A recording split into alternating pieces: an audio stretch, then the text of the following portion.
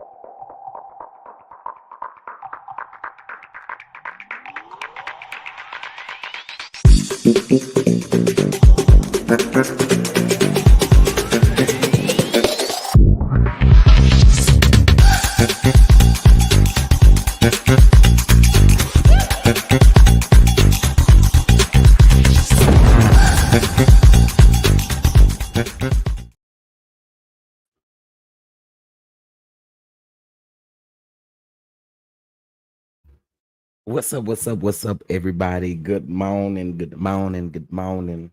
Let me know. Can you guys hear me? Can you guys hear me? Thank you. Shout out to Terry. Terry was jamming to my music. Okay, Jay a hater, bro, and he started hating early this morning. So instead of coming in and doing what you're supposed to do, which is speak, you know what I'm saying? You're supposed to speak. You came in here on ish already. So I just had to play that intro 3 times specifically for Jay Taylor. Okay. What up, though, y'all? What up? What up? What up? Hopefully you guys had a great Mother's Day. Hopefully you guys had a great Mother's Day. To those of you who may didn't have the best day, I hope that today is better for you. For those of us who've lost our mother, I pray that today you have a better day. Um, Shout out to everybody who won as far as the giveaway is concerned yesterday. I hope that it was a blessing to you all as well. All right. Now listen, we got quite a bit to get into today. Um, y'all know how I do my stories in the beginning, but child, we got to get into Sunny. I still girl. Anyway, Sunny ain't even finna windmill with y'all this morning. I'm to tell y'all that right now. I'm not the windmill with y'all this morning. I don't know Sunny like that, but I got some things I want to say. We're gonna be talking about Kiki and his timeline when it comes to the things in her friendship with Mel as well. We're definitely going to be talking about Ricky Smiley seemingly responding to Tyrese. We're going to be talking about the bishop, okay? And then we're going to be talking about the first lady now, okay? Y'all know how I feel about Shawnee, but we go talk about it, okay? But let me speak to y'all, and then we will get into the things. What's going on? Simply elegant of one. What's up, sweet essence? How are you? I hope you had a great Mother's Day, Terry. What's going on? Hey, love, and I appreciate you for jamming to my music. Okay, thank you. You don't see it as being 80s prime music. Okay, how you doing, Paper Chase 22? What's going on, V Jackson? Oh, look, V Jackson said, thank you. My patient sends a thank you also. I bless my patient. Oh, wow. Wow. That is super dope. Thank you. Thank you. Thank you for supporting. And I'm glad that it could bless you and your patient. I'm so glad. Um, and good morning to you again. Good morning, Miss Lady One. What's going on? Gwen, how you doing? How you doing, Gwen? Mama V, what it do? What it do? What it do? Jasmine, what's going on? CC, how you doing? Virgo, Gail, what it do? What it do? IPV, what's up? Uh, Ray Mail, what it do? What it do? I'm skipping past Jay because you're supposed to have some manners when you come into people's stuff. So moving on. Uh, Hello there, Veronica. How are you doing? How are you doing? Yes. What's going on, Stephanie? How are you? How are you? Opal, how are you doing? How are you doing? Kita, how are you? How are you? Magichi, what's going on, boo? How you doing? Again, I appreciate you for your shout out. What's going on, Clyde? How you doing? How you doing? K Miles, what it do? What it do? What it do? Okay, see now I can speak. Good morning, friend. How you doing, friend? Y'all, in a minute, we're about to talk about Saturday Night Giggles. Since y'all seem to think in the comments that I set Jay up, I got to set the record straight. Okay, I got to set the record. Special K, what it do? What it do? What it do? Miss Tina, what it do? What it do? What's going on? Good morning. Good morning. Turn it at some point. Good morning. Good morning. Um,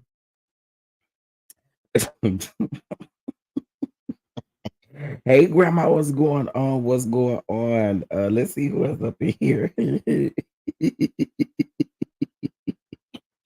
What's up, Lady D? What's going on? What's going on? I feel like y'all about to be messy today. I feel it in my spirit.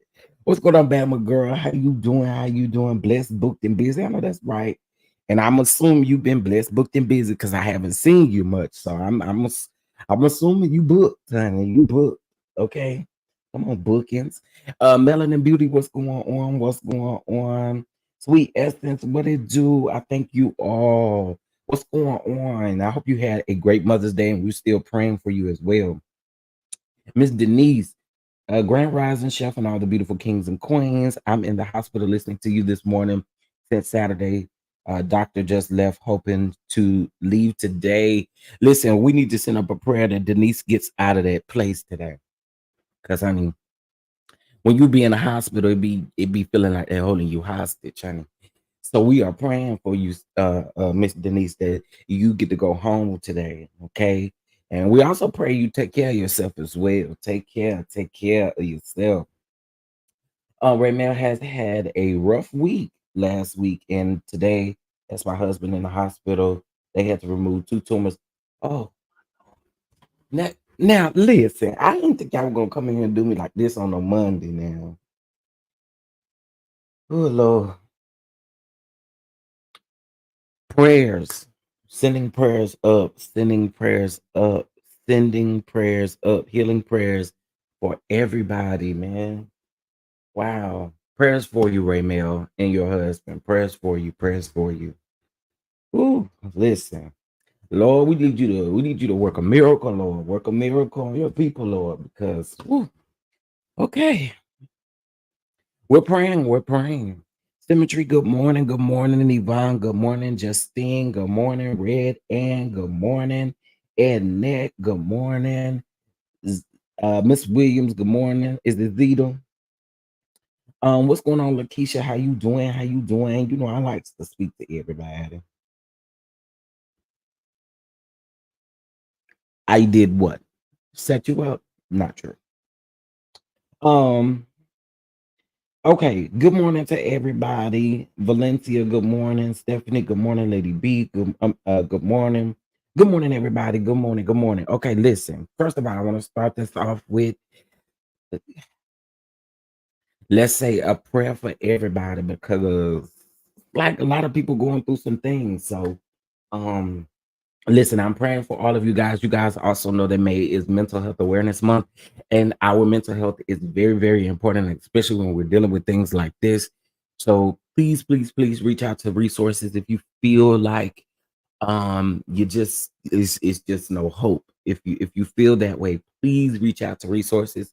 And also, if you are feeling like you no longer want to be here, I need you to dial 988 on your phone and speak to the I'm, I'm just gonna say it, the suicide prevention line as well.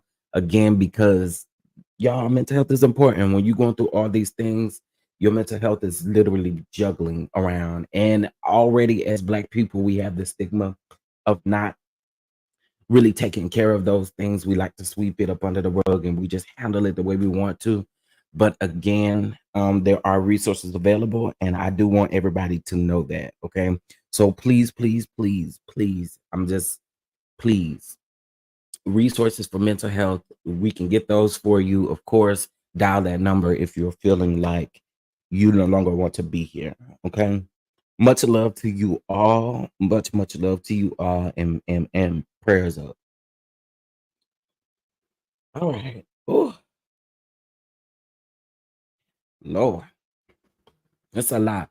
Oh, T Talk son. Okay, we're definitely gonna add him to the prayer list. Okay, we're gonna add him to. Well, he's already on the prayer list. They're already on the prayer list, but we're gonna keep him on there. So we have Ray Mail, T Talk with your girl. We have Sweet Essence. We have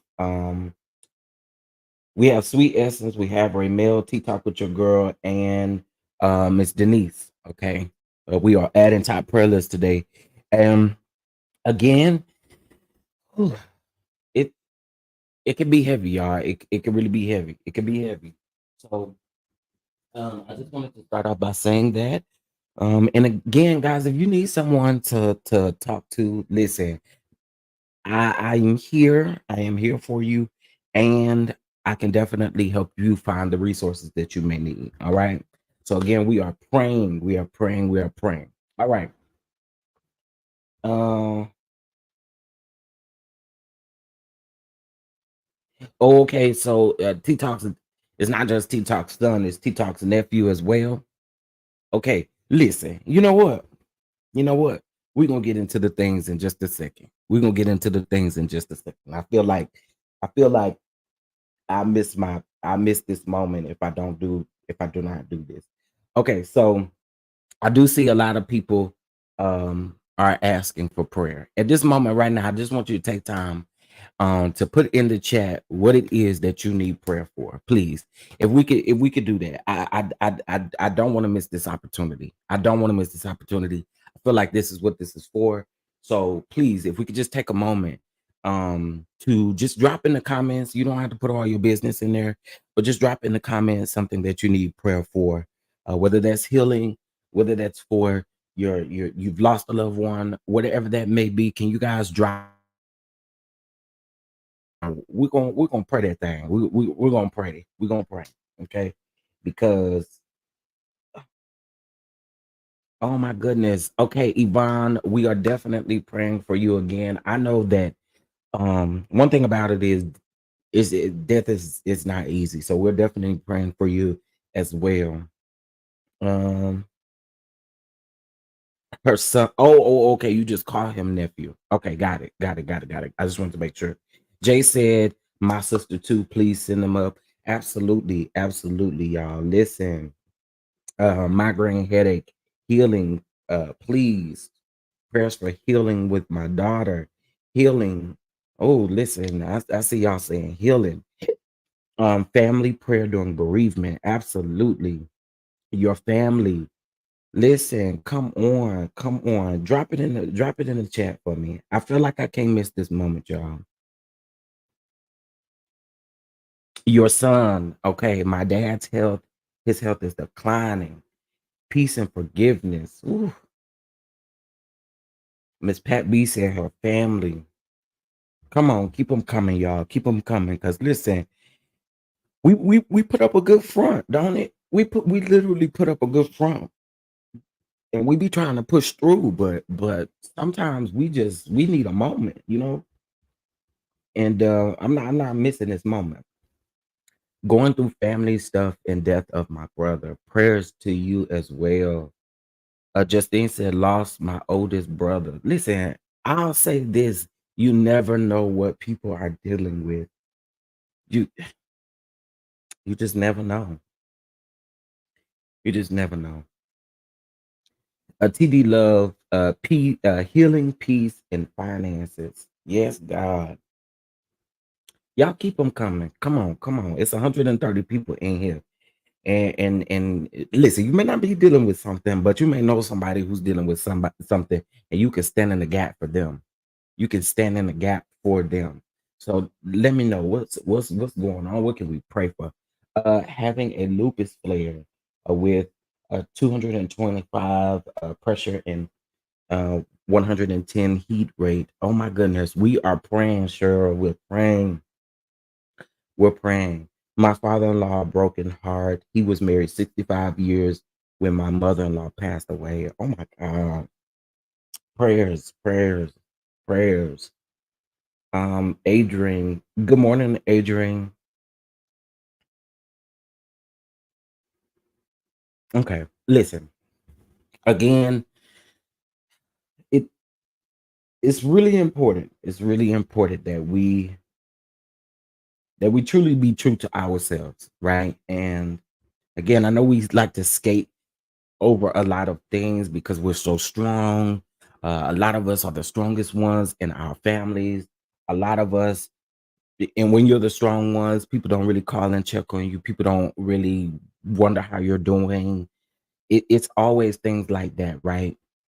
And so I appreciate you for allowing me this moment to literally pray for healing, just understanding with our minds, our mental health, our bodies, just everything. Thank you, thank you, thank you. And just in a minute, I'm gonna give y'all a little prayer. I'm gonna give y'all a little prayer. I'm gonna give y'all a little prayer.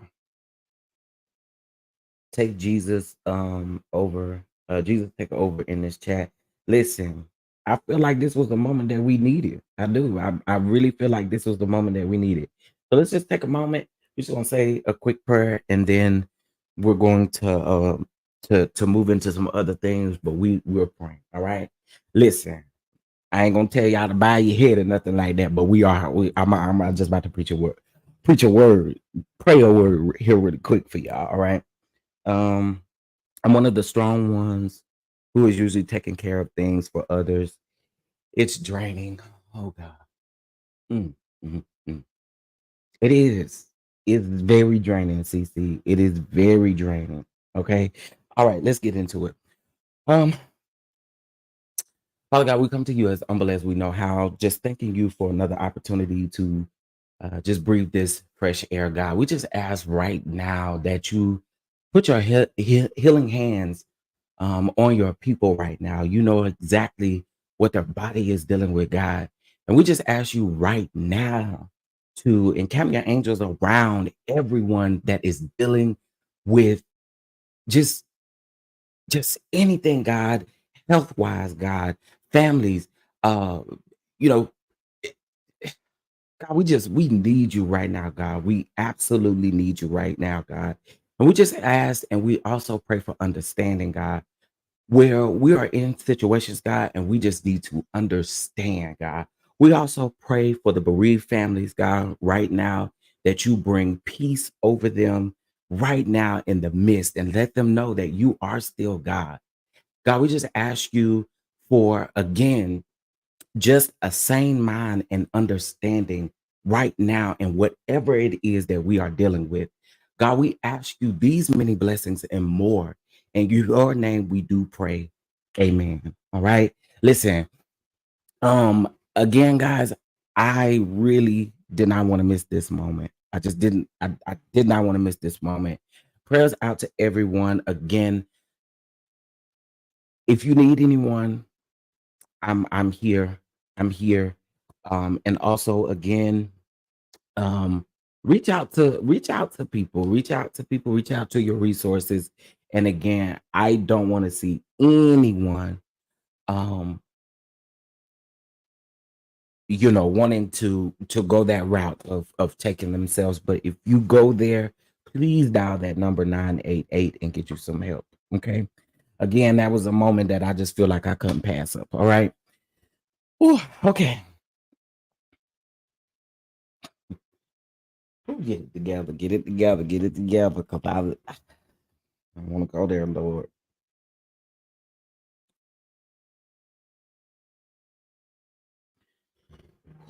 Okay. All right. Listen. Listen, listen, listen. Um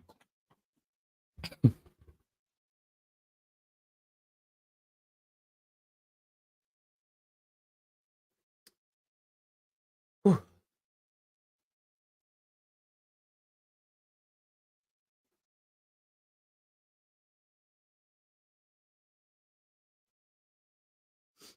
okay.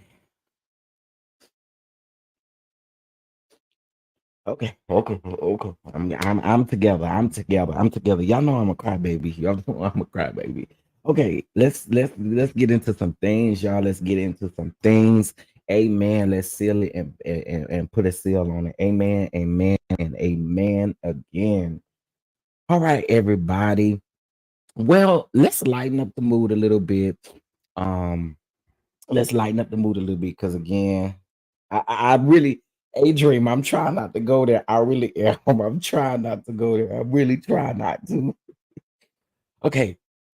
Oh, all right. Let's do this. Okay, guys, you guys do know that we are having the spring brunch and kitchen table talk in Atlanta. Okay, June the 9th, 2024. I need you guys to get your tickets. All right, get your tickets, get your tickets, get your tickets. And also on the panel, we'll have someone who will be able to speak to us about our mental health, and there will also be somebody there that will pray us as well. So I need you guys to get your tickets. Please, please, please head over to www.tcddproductions.com right now to get your tickets. And I would love to love to see you guys in the building. Okay.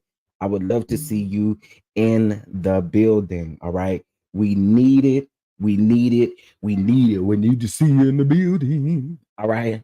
Good food, fun, and entertainment. And shout out to Jay Taylor. Jay will be the host of this event. So get your tickets. Okay. Get your tickets. All right. All right. Oh Lord, get it together. Shit. Get it together.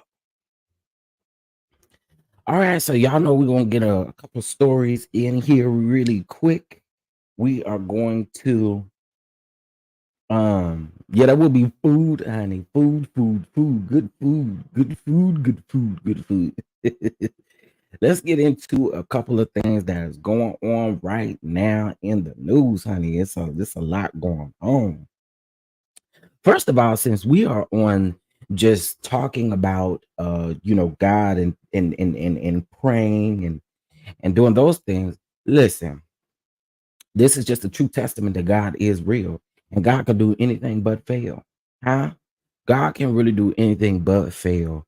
And here is why I say that. So you guys remember that we talked about this last week, where the doctor, the aspiring doctor, Christopher Gilbert, who was pushed into the lake, into the Louisiana lake. You remember, y'all, they were coming back. His family was preparing because they said he was brain dead. And look at him now, y'all, like he is healing. He's on a healing journey. God had a different, God had different plans for him. God had different plans for him. The co-workers didn't care nothing about him, and God just had a different plan. So let's just get into this really quick. Neighbors, last month we reported on a story about an inspiring Dr. Christopher Gilbert, 26, who drowned in a Louisiana lake after being pushed in by a friend. Now he has since broke his silence about the April 14th incident, which almost left him brain dead, and says that he has no animosity towards the female friend who did it and owned his part. I don't think anyone did anything intentionally wrong, he said to the New York Post. Christopher said that he and his 10 friends, including Cassidy Holland, and they're now disclosing the name because I think before he was speaking, they didn't disclose the name, were at a local restaurant joking, and shortly before, one of his friends, Cassidy, pushed him in. I took my keys, wallet, and phone out of my pocket and took off my shoes. I knew Cassidy wanted to push me in for messing with her, so I kind of played into it. I thought maybe the water wouldn't be as deep and I would kind of hit the ground, get my footing and shoot back up and come back up and grab the pier and just stand there. And then the water ended up being deeper than we thought and being a lot colder than we thought. I misjudged the situation, he clarified in a Zoom interview with the publication. Cassidy spoke to the outlet as well, saying, I would never try to hurt him.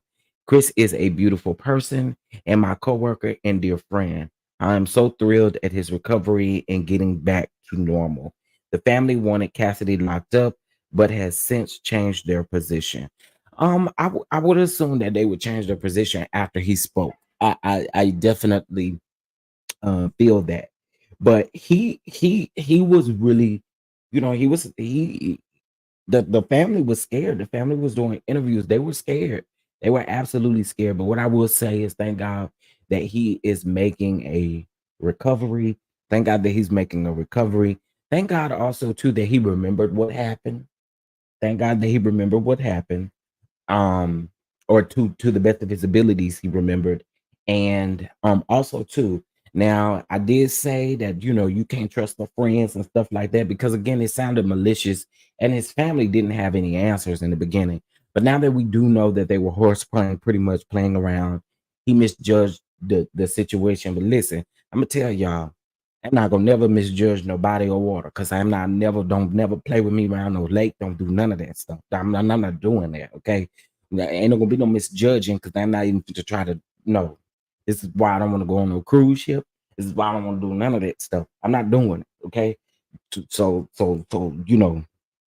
unfortunately, he misjudged the deepness of the water, and the um he misjudged the how cold it was.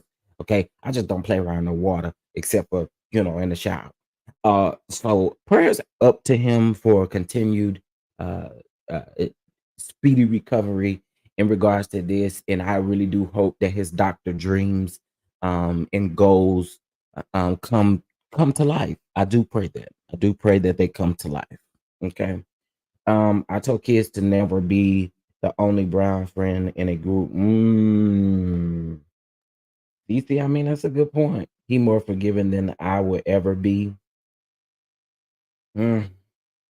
But I mean, based off of the way that he's saying, he was prepared to fall in the water. So, like, I mean, he was prepared for her to push him into the water. So, like, honestly, what can he do? He really can't be that I'm sorry. No shade, but he really can't be that upset if he knew what what I'm saying, what was going to happen. Now, again, ain't we would never be in this position because I ain't playing around no water. Mm-mm. My little cousins, but I still don't talk to my grown cousin at this very day because you want to try to play with me around a swimming pool. Baby, I don't play them games. I will never talk to you again. Don't play with me. But I get it.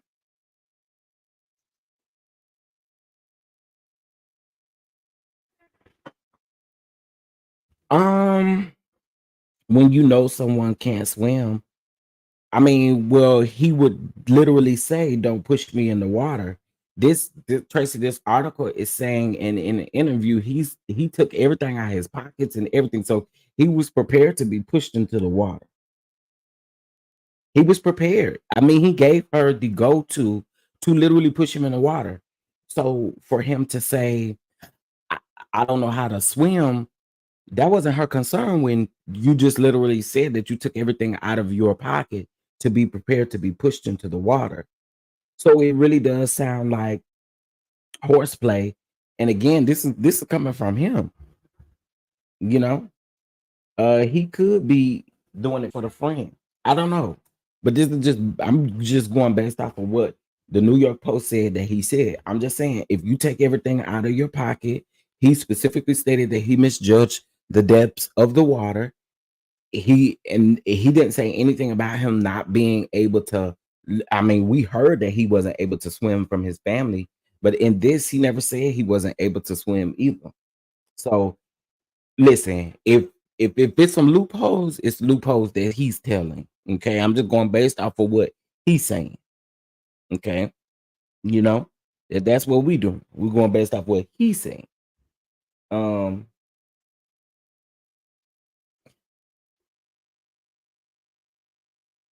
did he give her the go or listen? I'm just going based off of the article.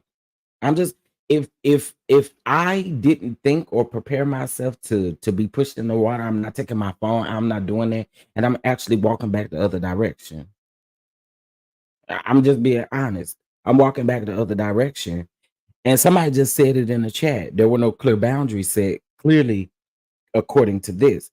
So what you should have told your friend is, I don't know how to swim, and honey, I'm not gonna play with the water.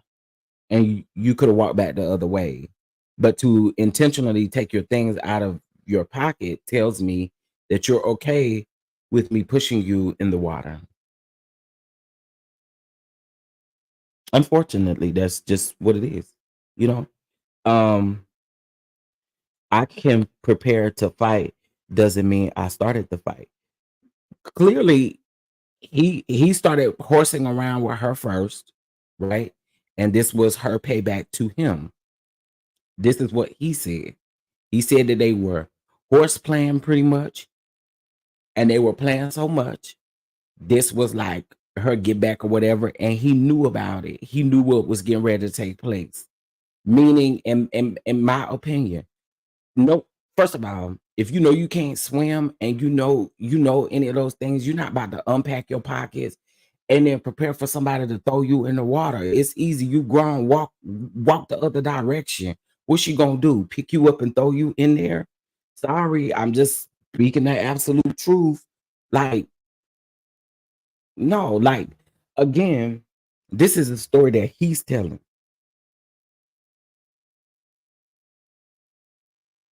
This is the story that he's telling. I took my keys, my wallet, my phone out of my pocket and took my shoes off. So that means you had quite a bit of time to get all of that. Who did you give all this stuff to? You come on now. I knew Cassidy wanted to push me in for messing with her.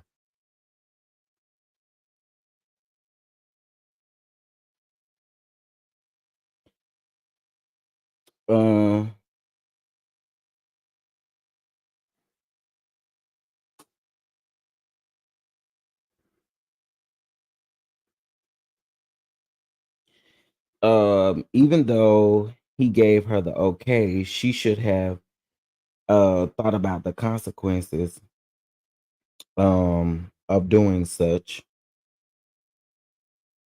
Um My son is a lifeguard and he doesn't play. What if the water was too shallow and you ended up with a brain or spine injury? Drowning isn't the only. I agree. I agree. I'm going based off what this man is saying, y'all. That's all I'm doing. I'm not there to ask him any additional questions. So I want y'all to know that I'm not there to ask him any additional questions. I'm not there to judge the fact of what he said in regards to the girl. I'm just giving y'all what he gave to the people. Okay. So I think if y'all want to talk to Christopher, y'all go find Christopher Gilbert's Facebook, Instagram, and send him a DM and ask him the questions. Because what y'all asking me, I don't know the answer to. I'm just going based off of, and I'm just reading what he gave to the people on the Zoom call, y'all. That's it. That's it. That's all I can do. That's all I can do. That's all I can do. Um,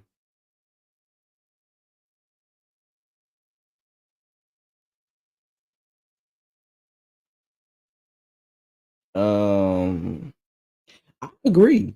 I agree that none of this was safe. I totally agree with that. I totally agree with that. I totally agree.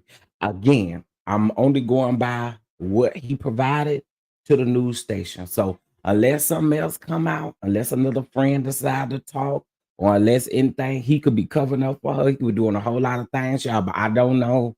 Just giving y'all what's been provided. I'm just giving y'all what's been provided.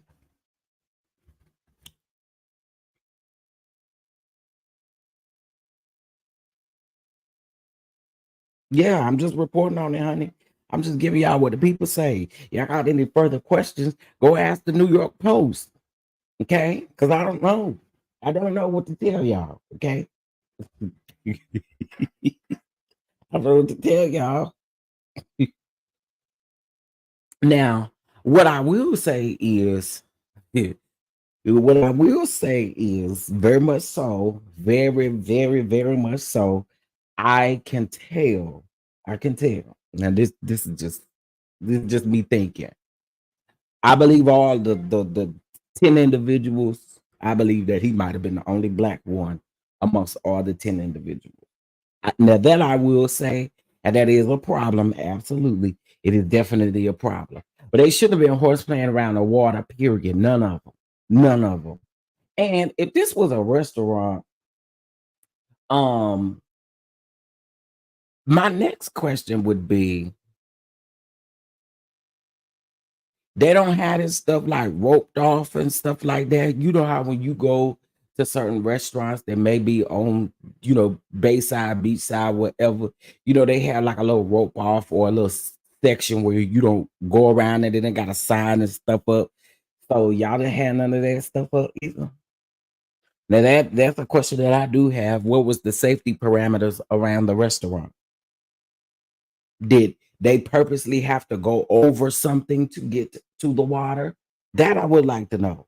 That I would definitely like to know. Yeah, I wasn't there. I wasn't there. I wasn't there. I wasn't the one who did it. Okay. I don't know.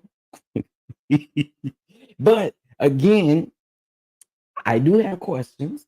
I'm not gonna act like I don't. I do absolutely have questions, but I would like to know, did the restaurant have any parameters, any signs, anything that was around the water line? What was this? What this was?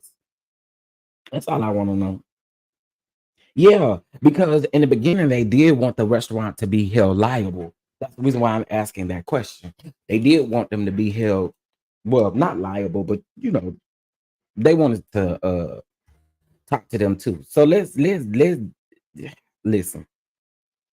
I'm a pray for I'm a pray for Mr. Christopher Gilbert. Uh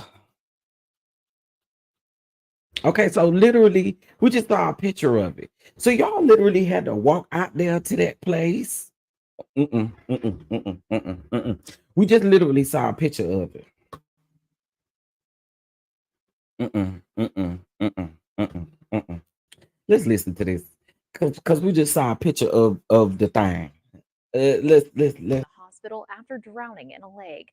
The victim's family says that he was hanging out with friends when he was allegedly pushed into the lake by one of his friends and he drowned. KSLA's Jasmine Franklin sat down with the victim's family as they search for answers. So it's taking a toll on all of us. Like Chris is a beam of light for all of us. So it's just been devastating. Shreveport native 26-year-old Christopher Gilbert is in the hospital on life support. He's still in a very critical condition. He's still the sickest patient in their unit. The Louisiana Tech University graduate was hanging out with coworkers at a lakefront restaurant in Farmerville when things took a turn for the worse. It's just been a nightmare not knowing day to day what to expect, from his condition. Back on April I need more 14th, a pictures of this never-ending lakefront nightmare restaurant. began for the Gilbert family. And a Hold on. Shreveport man is on life support in the hospital after drowning in a lake. While Chris was spending time with coworkers, he was allegedly pushed into the lake by someone he knew. We want the person who has admitted to pushing Chris into the lake. We want her arrested. The family's attorney says the group of Chris's friends initially reported to police he had fallen into the lake. During investigation, one of his friends admitted to pushing him into the water. I was devastated. I was hopeless. Full participation of law enforcement and other investigators, but we will use every resource at our disposal. More than 2 weeks have passed since the near-death experience, but tonight the aspiring doctor is still in critical condition. Justice is accountability for who did this to my child, who's ever responsible for my child. And I mean everybody that's responsible. I want accountability. In Shreveport, Jasmine Franklin, KSLA News 12. Full participation.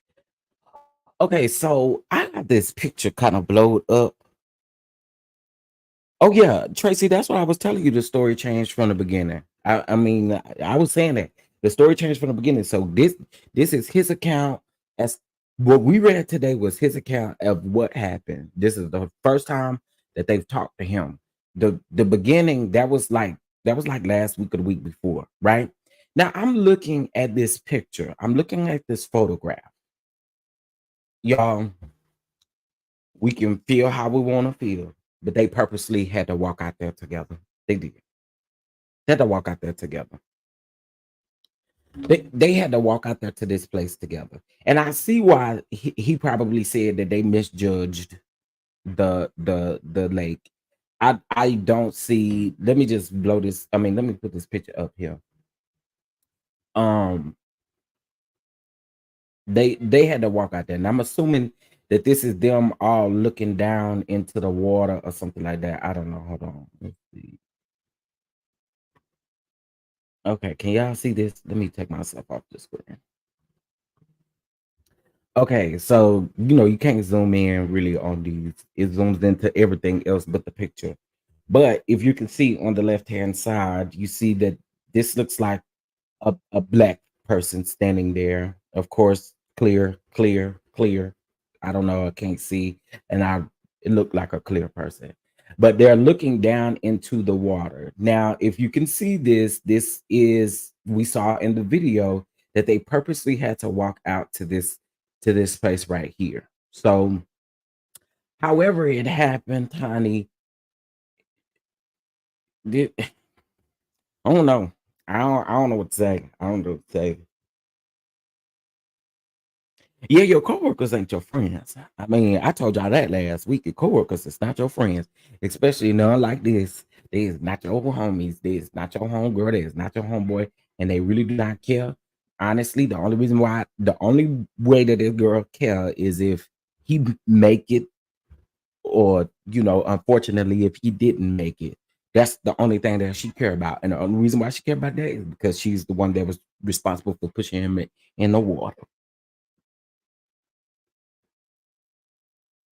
Yeah, that's why I feel like she don't really care. I just feel like she cares to the extent of wanting to know if he was going to live or not live. Pretty much is what I gather from this. So this is I don't know, y'all. We shall see. Um, I would like to hear from the attorneys now. I would like to hear what they got to say. now. So I'll keep up with the story and let y'all know what else is happening. Okay. All right. Yes, he survived. He survived. He survived. He survived. He survived. Now I don't know what capacity he's at now, but yes, he did survive. So I just want to bring that to y'all because it was an update, and I know we talked about it last week. So I just want to make sure that we gave updates on today, honey. I just want to make sure. Okay. All right. Now, girl, this right here is something. And this ain't the first time I done heard this, but this is something, something, something. Shout out to the neighborhood talk for this story right here. The first person to receive a genetically modified pig kidney transplant dies nearly 2 months later following the procedure. This might sound very insensitive. This may sound super, super. Let me just read the story first. Neighbors, this is just devastating. The first man to receive a genetically modified pig kidney transplant has died 2 months after the procedure. So, according to the reports, Robert Slayman, 62, was battling with end-stage kidney disease before receiving the kidney transplant in March.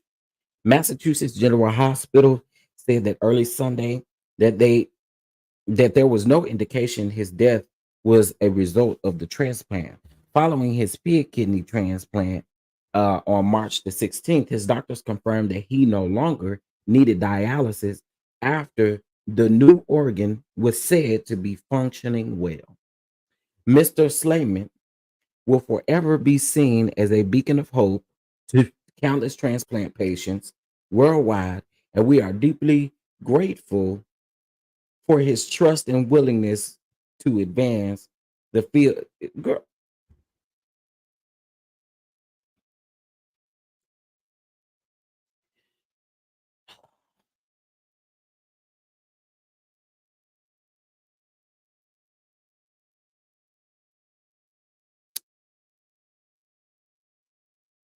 listen, one thing I will say is I know that the kidney, the list is long. It's long. The wait, the wait is long, all those things, right? But something tells me that y'all sold this man life. Y'all told him life was gonna be good, and y'all knew what time it was. Y'all knew what was up. Come on, man. A whole pig kidney,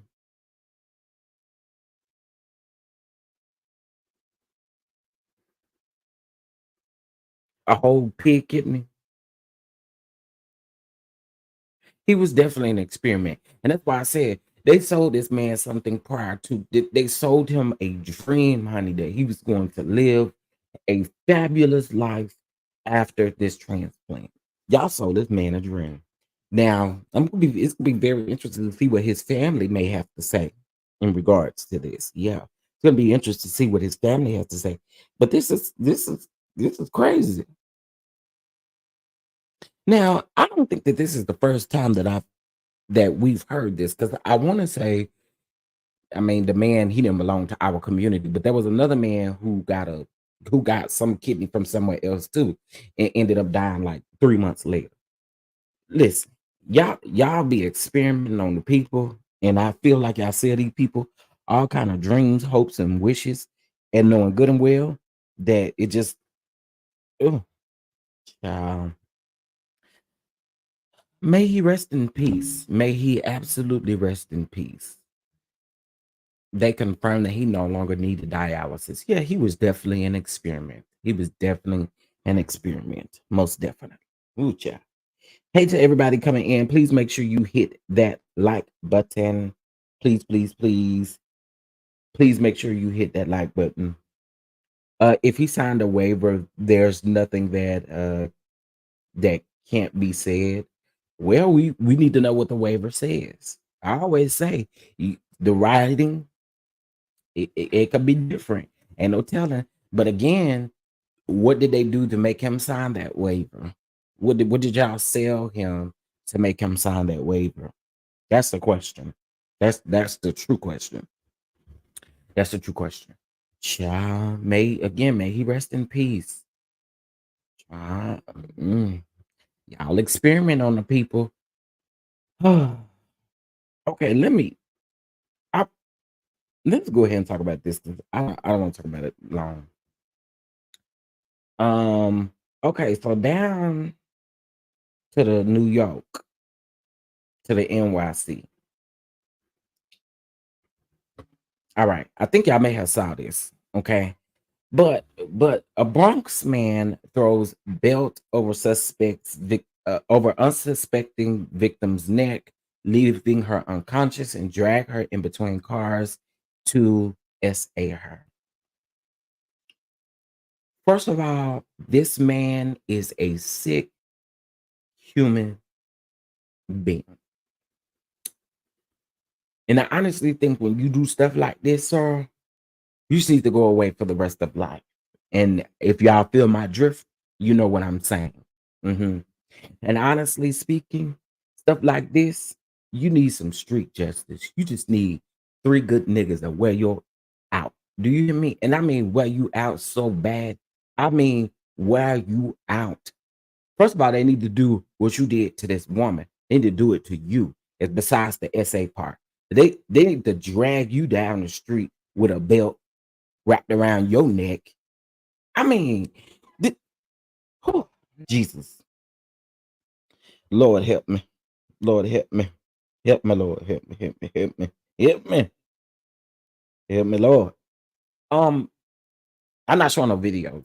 I can't do it. But anyway, let's get into this. Now, this is updated information because I think I'm showing you guys the last slide. Um. I ain't showing no videos. No. No. No. No. No. No. No. No. No. Um. I didn't realize that was the video, but this is the guy, right? This is the guy. The good thing is they have finally caught the guy. They have identified him and they have caught him. Okay. So let's get into this really quick. Police identified a man named Kashan Park, 39 of NYC, as a suspect in the brutal attack of a woman where he used a belt as a lasso to strangle her and R word a woman. Although the security footage of the incident became viral on social media, law enforcement officers were not properly, I think they meant properly informed, as the victim chose not to report it. The authorities only became aware of the situation when the victim was apprehended for petty theft. Subsequently, she cooperated with the police and identified Parks as the predator. The victim, 45, says that she is familiar with Parks, who earlier tried to solicit sex from her. But when the exchange did not happen, Parks became extremely angry and strangled the woman, um, rendering her unconscious, dragging her behind two parked cars and doing the unimaginable. On social media, Parks portrays himself as a doting father and partner with multiple pictures of his children and um and pictures with his girlfriend. Now, according to NYPD statements to Daily Mail, while an official arrest has not occurred, which it has, I think, at this point, um, he is opted to surrender himself. Now, per the Daily Mail, data from the NYPD shows that 511 R words have been reported throughout the city as of May the 5th. And that ain't even all of them, y'all. That's not even all of them. That's not, oh, God. The vast majority occurred in the Bronx. However, R words are down this year in the borough, with 141 reported through May the 5th, compared to 148 during the same period in 2023. Okay, they down by 7, and we want to act like that's a victorious moment. It's not a victorious moment. It is important to note that while a viral video circulated yesterday that reported that the suspect was apprehended and community wanted street justice, that was actually another predator who allegedly assaulted an 11-year-old girl. It was not the I can't take. I can't. I can't. First of all, I've already said time and time again, when y'all do stunt to children,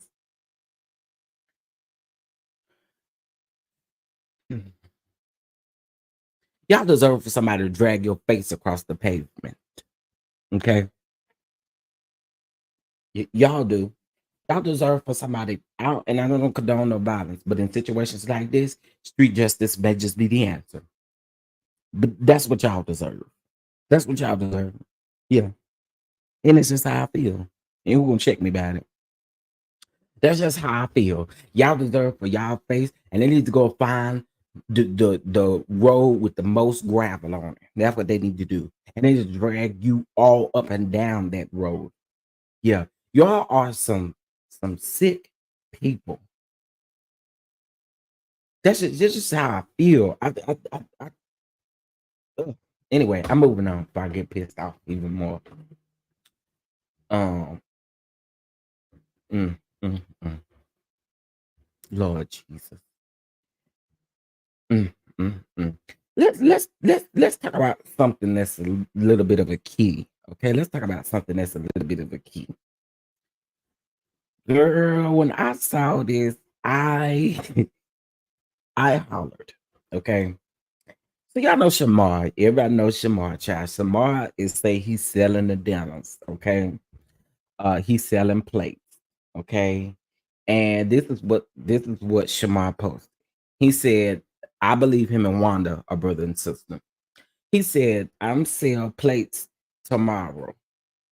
Friend chicken, mashed potato gravy, green beans rolls, mountain holler. Oh, wait, what is that? What is that? What's now? What's mountain holler? Or a bottle of water. This is the part that took me out, y'all. That boy said, that boy said, that boy said Malcolm Damian cookie.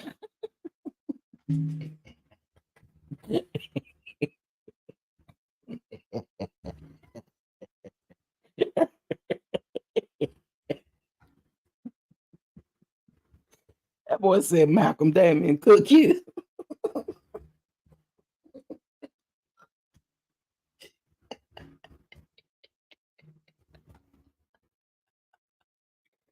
Baby, oh, thought you'd have gave a cookie a first and a last. You didn't get a cookie a first and a last name.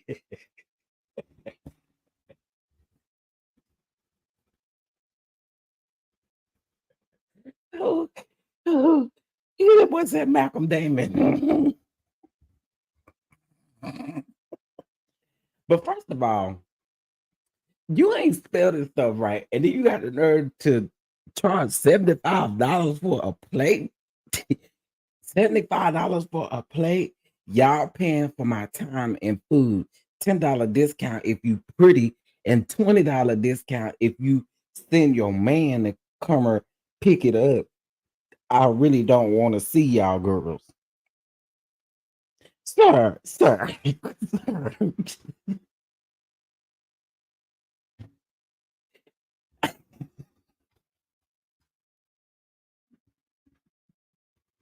And look at Queen Sheba talking about her. I got you, Shamar. I want 2 plates.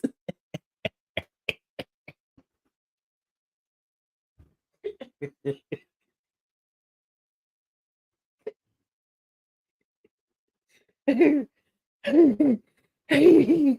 baby, listen. That Malcolm Damon took me out. I said, boy, we didn't got 2 in 1 weekend, baby. Wanda saying hire your boyfriend and hire your husband. And Shamal, we're talking about he's selling fried chicken plates, one green bean.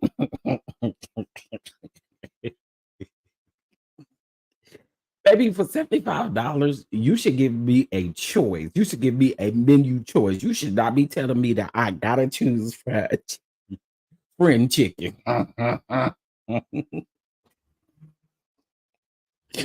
Okay.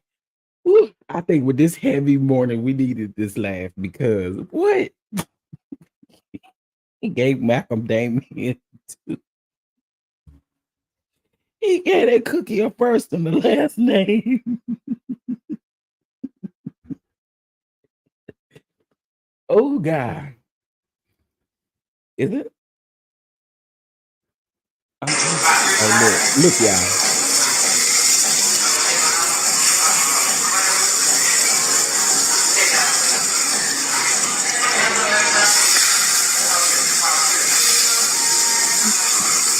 Y'all want to play?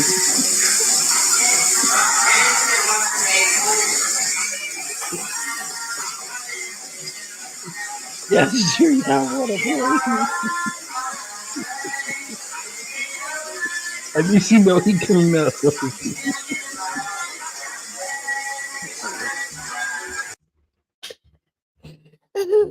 Do y'all want to play?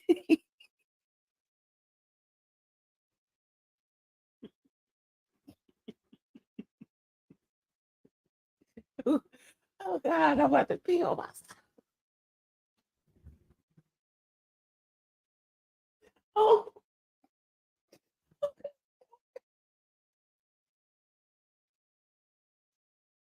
Oh.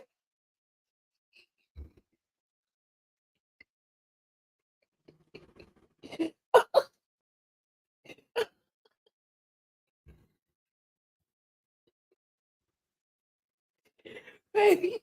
Oh. Oh.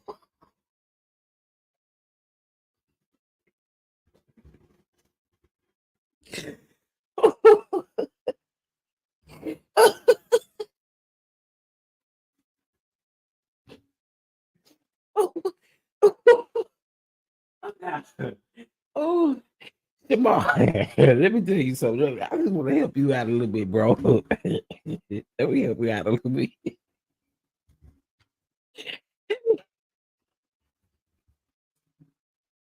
Oh God, let me help you out. Listen, if you gonna be, I know him and Wanda can, but listen, if you gonna be selling fried chicken plates, you can't be frying no bologna.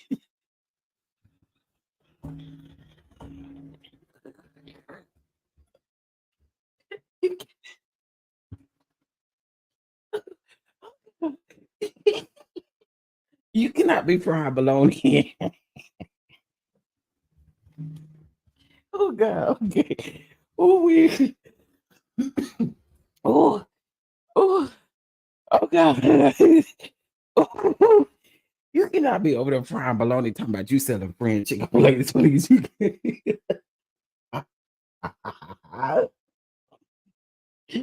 Oh God. Woo. Okay. Oh. Oh.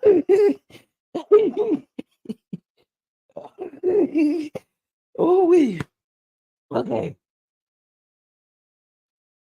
Baby, I think after all them heavy topics, we needed a good laugh. Oh, mercy Jesus. Oh Lord. Tracy, are you still in here? Tracy, you still in here? You still in here? Oh, okay. Whew, that was hilarious.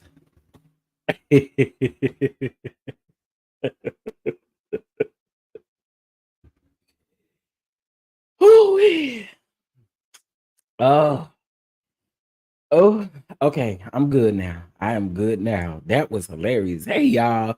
It's some of y'all that came in the room that I did not know was here. Hey, y'all. Hey, everybody. Please hit that like button for me.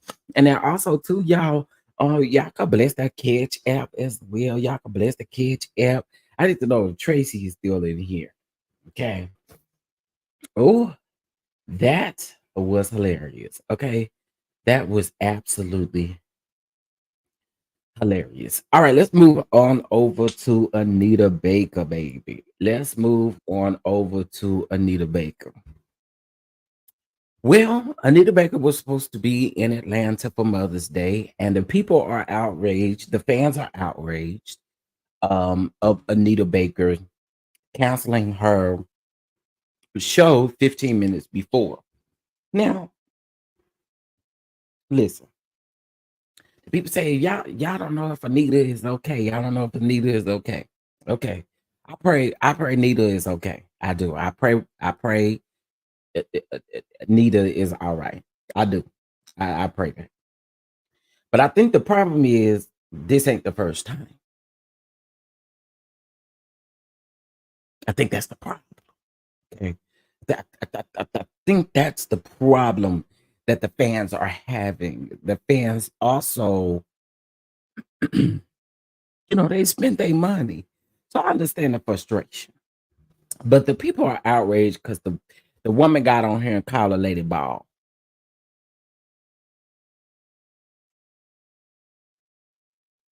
Here we go. I'm pissed. Anita bald-headed ass. They canceled the concert. Okay, I don't need Nita in the background though. I'm pissed. Okay. Anita bald-headed ass. They canceled the concert. I've been waiting for her since January. And her bald-headed ass canceled the concert. Look at us. We all standing out here ready. Okay, so the lady called Juanita bald-headed. The lady sorry. Some people don't think it's funny. People think it's disrespectful, but I ain't gonna lie. When I heard her say bald head about 4 times, I laughed. I laughed. Because let's be for real. Anita has a reputation of doing these things. Now, by all means, this she really something really could be wrong. But the lady said, Anita bald head. I'm sorry. I kikied. I'm kikied at it. I kikied at it because I mean, at least she didn't call the lady no B word and all that kind of stuff. She just called her bald head. That was it. I mean, it was a key to me. It was a key to me. Oh, okay. Let's see. Esther Shad said I bought tickets for my mom when she was in Brooklyn and she was mad late. My Jamaican mother was pissed. Anita do not be caring, although she is my fave of mine. That is not cool. And I think that that's what the fans are outraged about. The fans are outraged about that. I'm not in Atlanta, nor did I go see, but of course, how she also did Babyface was crazy as well. So we're not gonna sit up here and act like Nita, even though she's our legend, she's a legend, she's absolutely a legend. We cannot take that away. We just cannot take that away. She's absolutely a legend. But I do think people were just frustrated. They were frustrated. The people had traveled there. Not only did they travel there, it just was a lot. And I think right now it's a mix up. It's a mix up with so some people are saying that Anita wasn't even in the state. And then some people are saying that Anita could possibly be ill. Then some people are saying that the promoter canceled the show 15 minutes before, knowing that since last week that Anita wasn't going to be there. I don't know if I believe that. I'm just being honest. Yeah, that's what I heard too, Sweet Essence. I heard that they said that Anita wasn't even in Georgia. So I don't know. I don't know what's going on with Anita. It'll come out. But I'm gonna tell y'all something. As talented as these two people are, you need to know that there's gonna be something that happened at Anita concert and something gonna happen at a Lauryn Hill concert. I need y'all to know that. Okay. I stopped supporting Lauren Hill when she come places. Okay. So I was real pissed off. You know, Lauren Hill came to the House of Blues around here. Show was supposed to start at 8 o'clock. Lauren didn't come out on stage till 11:45 that night. And then ain't even want to sing. Talk about. And then y'all, a lot of people was praising Lauren when Lauren got on stage. Talk about y'all just ought to be glad I showed up. No, ma'am, no, ma'am. That's not how this works. That's not how this works. Don't you tell me to be glad you showed up. I got 4 kids. Okay, what that mean? You been had them 4 kids. Ain't nothing changed now. No shade. But girl, you're not gonna sit up here and tell me, y'all better be glad I'm here. No, no, ma'am. Don't play with me. Don't play with me and my coin. Talk about you better be glad I'm here. I don't listen, no shade. I don't care about your kids when I came to see you. I bought a ticket to see you, not your kids. I'm sorry. You should have worked that out with your team prior to you getting here. Stop playing with me about stuff like that. And I will never give Lauren Hill another cent of my money again. Okay, because it is irritating to have people do that type of stuff. You know what I'm saying? I don't like that. Show's supposed to start at 8 o'clock, and mind you, what they ran out of folks to sing and do opening acts. That's how bad it was. They literally ran out of people to do that type of stuff. And I know the promoter had to be mad, but oh, y'all, Lauren, you'll never get a cent of my dime. And need to be doing the same thing, y'all. Need to be doing the same thing. I get it, she a legend and all that, but need to be doing the same thing. Nita, Auntie Neat, Auntie Neat, get it together. And I can understand maybe 30 minutes, but girl, a whole 2 hours and 45 minutes, almost nearly 3 hours. Oh, we was. When I say piss is an understatement, and I do believe that everybody kind of requested for a refund, but they didn't honor it, of course. But yeah, that's the last time that I won't make it again. I was excited to go around there. I was excited to go around there to go see Nita. I mean, to go see Lauren. Girl, you gonna tell me, be glad I'm here. Huh? Be glad you here. Well, people pay to book you. What are you talking about? Girl, don't play with me. You got your money off the rip. Don't sit up here and tell me be grateful I'm here. Girl, what kind of bullpucky is that? No, ma'am. Know what you talking about? Okay. So Auntie Nita, honey, they done got Auntie Nita together. Now, I really want to know y'all opinion on this. I do. And then I'm gonna move on to the other stuff. But I want to know y'all opinion on this. Uh-oh.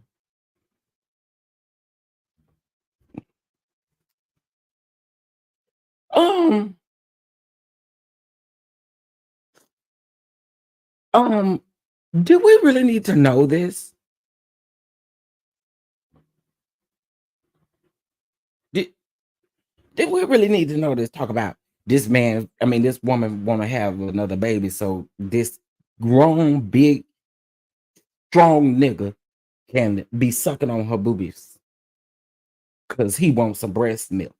Sir, sir, sir, sir.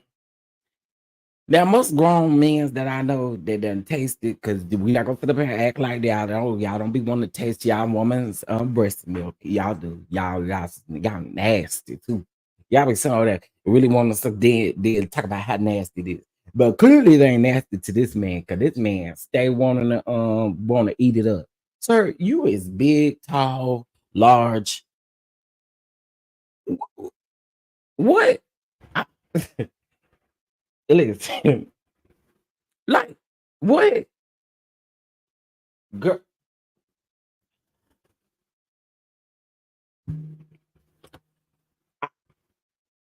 look,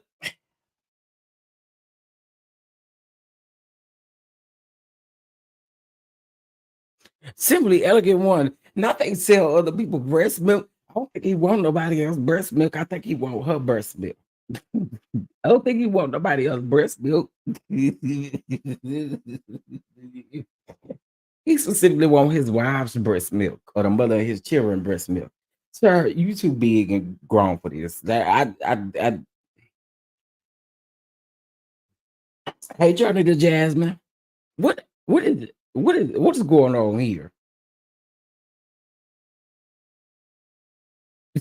What is what is going on here? You too big for this. You literally too big for this. Like what is happening? Baby, sir, do you just I mean that's your wife. You can suck her things at any time. You can suck them movies at any time. You don't need to she don't need to be sir.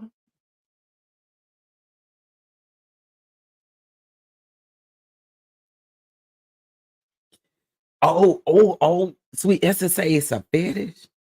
Oh, honey. What? Yeah, I think it was an attention-seeking post as well, but it had me gagged. So it said, a Florida mom has revealed she and her husband are considering having another baby so that he can so she can begin breastfeeding again. Rachel Bailey, 31, and her spouse Alexander. Your name Your name do not fit you. You too big for a name like Alexander. 30 says that they have grieved their bonding experience breastfeeding since her body stopped producing milk in the past year. She told the Daily Mail. Now, Ms. Bailey was breastfeeding her husband at breakfast, lunch, and get get get out of my face with this.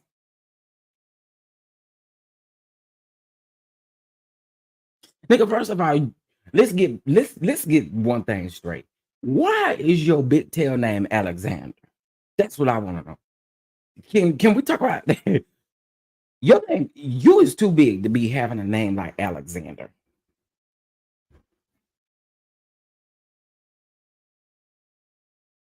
Like, you know, listen, we all have our fetishes and kinks. They just chose to share theirs. I accidentally shared mine with Trenton. Listen, I understand we got our own kinks and things, you know, and our fetishes and stuff. I ain't got nothing wild, baby. Just sex me good and we all right, baby. I ain't got to do all the extra stuff, baby. I don't need I ain't got to do I ain't got all that. Okay, listen, but the people, y'all you know, y'all can do as y'all want to, baby. I just supposed to have, you know, just do my normal duty and go on about my business. You know what I'm saying? I ain't trying to do no extra stuff, no extra stuff. But sir, I still can't get past the fact that your name is Alexander. Child, I just the way that they too much emphasis because we didn't really need to know that. We didn't really need to know that, but I thought I'd tell y'all. Okay. Yeah, his name ought to be Big Mike or some big Mike or Big Willie or you know something like that. But Alexander, that's Alexander is a name you give a newborn. Okay, you just too big for the name Alexander.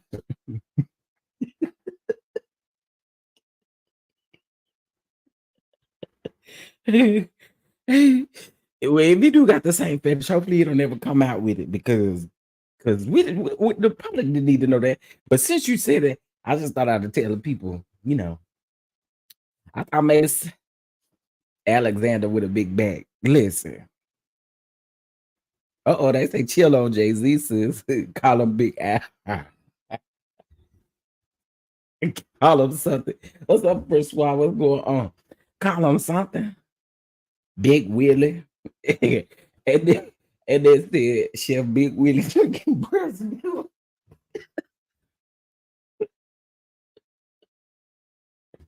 He just too big for the name Alexander. I can't take it. Big Al. I mean big something, but sir. I had to show y'all this. I want to know what y'all thought about that. Weird Willie. Big Al, Big Willie, Big Bob, Big. I mean, I don't care. Something need to be in front of it. Big something. Okay. Look at about Big Dummy. What's going on, Cameron Rail? What it do? What it do? Old Milkman. Okay. Listen. Okay. I just want to tell y'all this publicly. Y'all probably was wondering why is Shawnee on the thumbnail? I have no intention to talk about Shawnee. I don't have no intention to talk about Shawnee. The reason why I put her up here is because you guys can stop asking me if I'm going to read her book. I hate to come off like this, but I don't talk about nobody's books over here, really. So Shawnee wouldn't be no extra experiment for me to discuss her book. Okay. Yeah, I've been seeing the blog, the tabloids. The tabloids been over there talking about she talking about she and she was in love with Shaq. Okay, Shaq already came out and talked about how much of a horrible husband he was. Girl, so you're not really telling us nothing that we ain't already suspect or nothing like that. But congratulations to you on your book, Fake First Lady. I hope that your book is successful. You know what I'm saying, Shawnee Henderson. But yeah, I have no plans on reading Shawnee's book. Yeah, I don't do no other kind of book reading over here. What's gonna be any different between me and Shawnee? Baby, I have no plans on. Listen, let me tell y'all something. I don't care for Shawnee's true ways. I do not. I do not. I do not. And now all of a sudden, because she's married to a pastor, we supposed to feel a different way about her. I don't. I feel the same way about Shawnee when Shawnee was on Basketball Wives. It's the same way I feel about her right now. Fake First Lady. Okay. That's just all I feel. You know what I'm saying? Because girl, I don't care. I just do not care. I don't care about her book. Shawnee is the first lady. Yeah, she's married to Pastor Keon Henderson. Tracy. Y'all done already gave me enough details about that book right there. Y'all done gave me enough details about that book right there. I just have never cared for Shawnee in that way. I just don't. And I just have no plans on talking about her book or nothing like that. Now, since we speak of the Keon, Tamron Hall, they were on Tamron Hall, and Shawnee was originally supposed to be on Tamron Hall to discuss her book, but of course Keon was with her, so they had to use that moment, as press and promotion and things like that. And then Tamron Hall said that it didn't set well with her, and so the next day she came and she played the clip of Shawnee, talking about the book and things like that, and you know what I'm saying, girl. Anyway, moving on. Not Teddy ain't even reading that book. I cannot with y'all.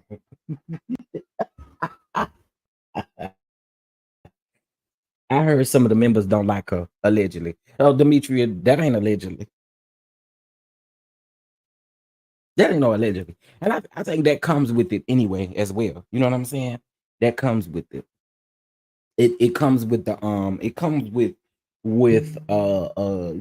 being a new first lady, you know what I'm saying? Because they said that he was married before. So, yeah, I don't find anything interesting about her either. Well, Essence of Shay, I use this picture on purpose. Essence of Shay sound like she tired of me using this picture. I'm Sunny. Okay.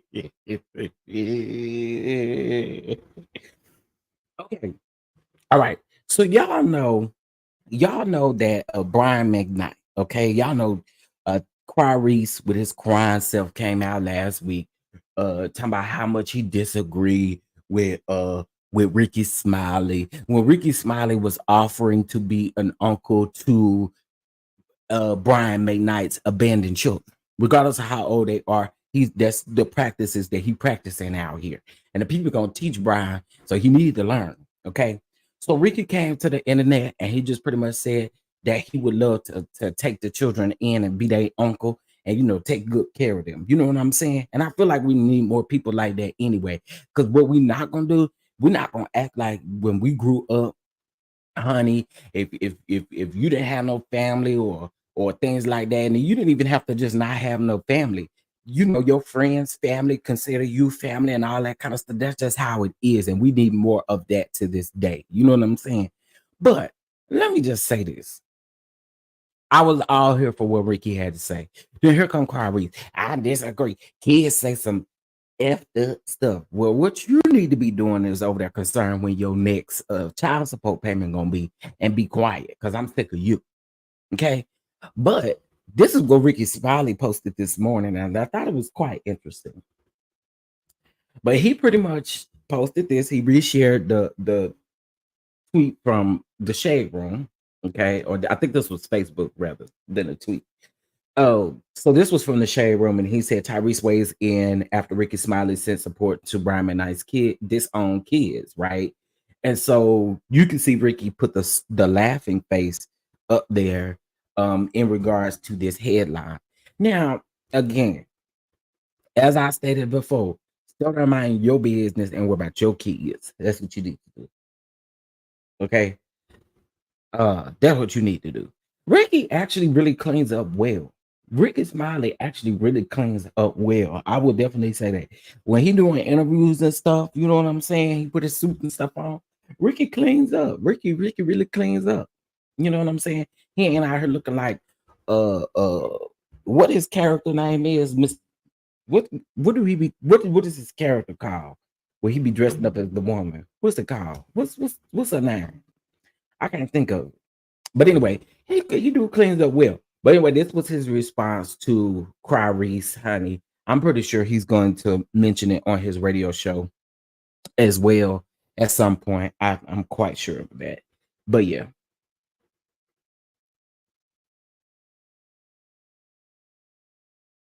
Yeah, there we go. So Miss Bernice. Okay. He ain't walk around here looking like Sister Bernice all the time. You know what I'm saying? He cleans up well. He ain't around here looking like Auntie Bernice all the time.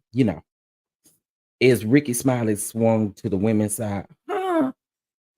Baby, I ain't got nothing to do with it. I ain't got nothing to do with it. I don't know. Ooh. What? Sweet essence, Lord.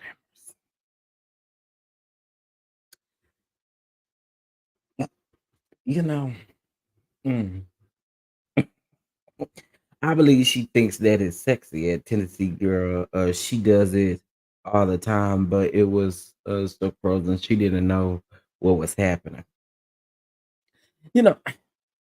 Okay, listen, y'all see Ricky.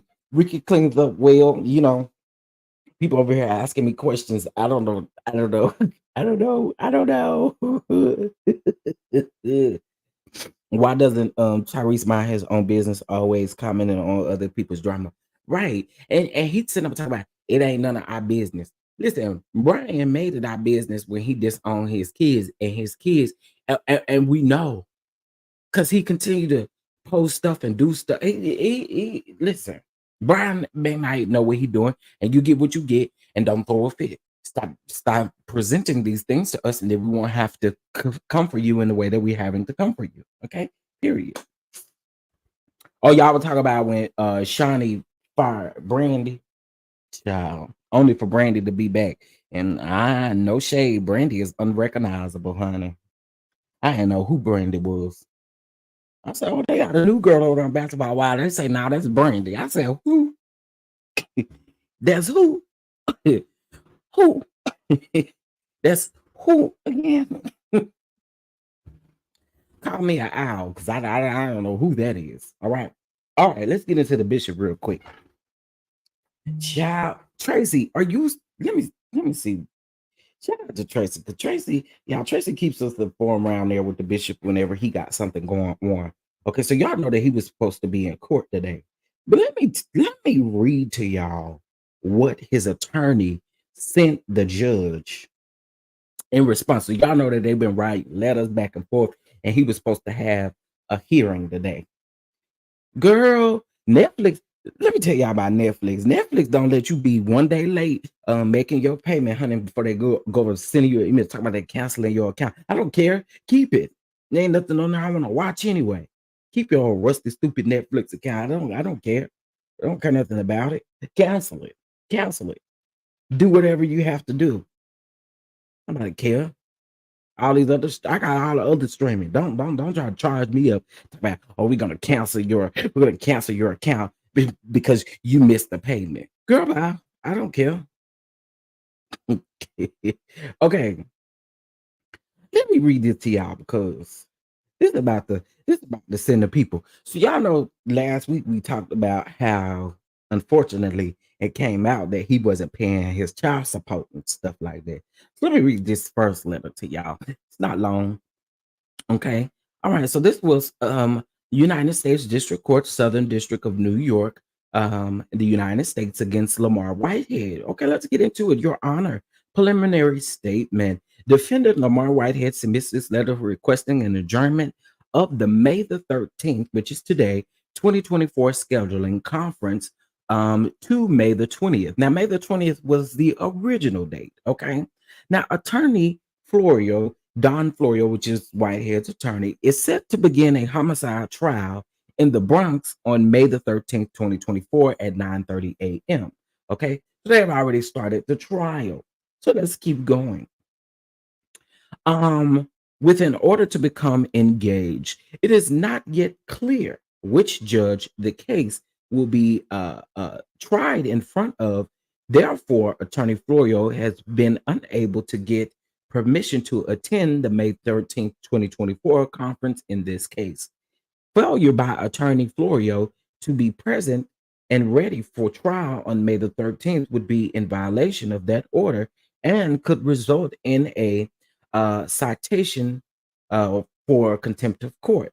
After decision with Mr. Whitehead, he has stated in the strongest terms that he wants Attorney Florio, his attorney of choice, and the lead counsel in this matter in attendance at this critical portion of the proceedings. We believe that this is good cause to adjourn the proceeding until May the 20th of 2024. Now, the reason why I was asking if Tracy was in here because I would like to know what the ending result of this was because all of this was submitted on Saturday. Okay, but it went into the system on Saturday. All right. So the conclusion says that based upon the foregoing, it is respectfully submitted that there exists no good cause to adjourn the May the 13th, 2024 conference. Okay. And so, of course, the government had a response, and basically what the government was saying, that Miss Florio knew about this trial. Okay, I said yesterday, his attorneys aren't the smartest. I don't think that's why he gets out here and talks the way that he talks. They're not the smartest, so they're probably not telling him not to talk. Okay, because this is how you got in this situation by running your mouth. Okay, now.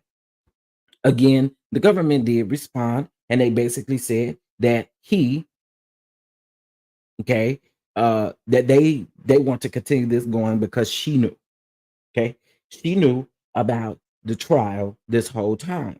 Okay, now all of a sudden you want to reschedule. Then they also said, well, what are the chances that you will be excused from the trial if you say that the trial is going to be 4 to 6 weeks? That would mean on the 20th, you would still be in trial, which we're trying to figure out why you need to move this around if you're going to already be in trial. Okay, so nice try. Nice try. That's what the government said. So then she sent back another letter. Okay, and in this letter, she's still arguing with the people, telling them all these things. So at this point, I just want to know what the judge got to say. Okay, so I just want to let you guys know of that because I find that very interesting. And as I told you again, it doesn't sound like his attorney is that smart because I think what the government is saying is that you should have submitted this way before Saturday. They've been submitting letters all week last week, and you never mentioned anything about a trial. That's pretty much what the government is saying. Y'all, y'all do realize that this is for him being remanded, okay, and revoking his bond, okay.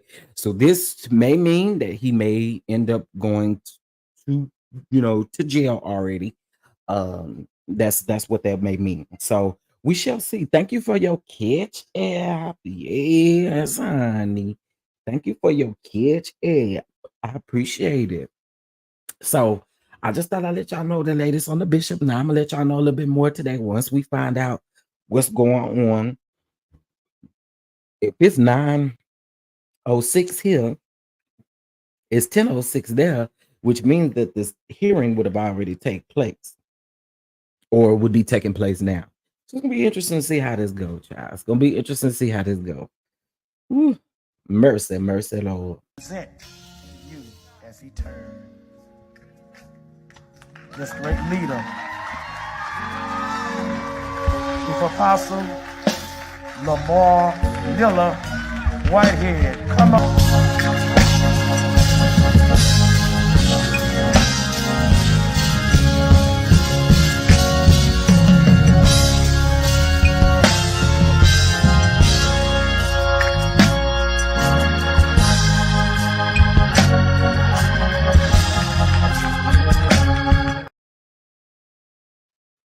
Child, we gonna see what's going on. It's 9:07 here. What I said? I don't know what I said.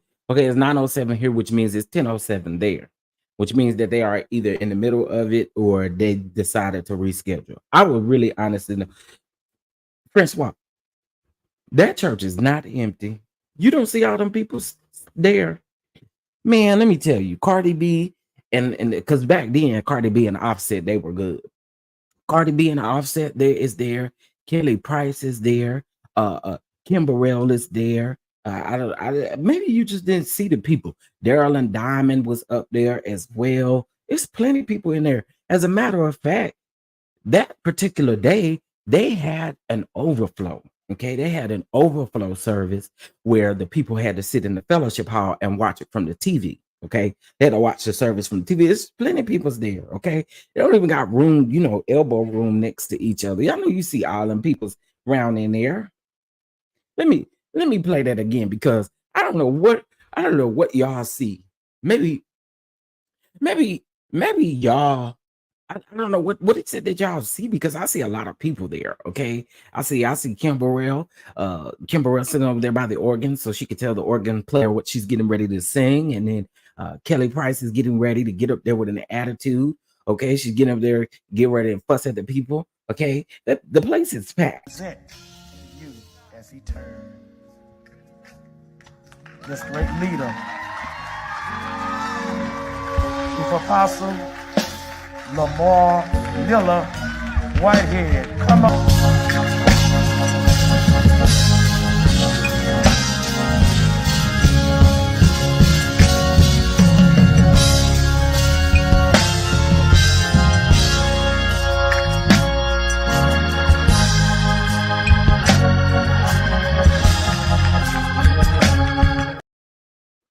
Standing room only, and the mothers. Let me tell you about the mothers. The mothers were there. The mothers were there. Okay, and the mothers was upset because they was back there in the fellowship hall trying to get the supper ready for the people, after service, and it was so packed back there they couldn't even cook back there. Okay, it is packed in that place. Okay, it's packed of.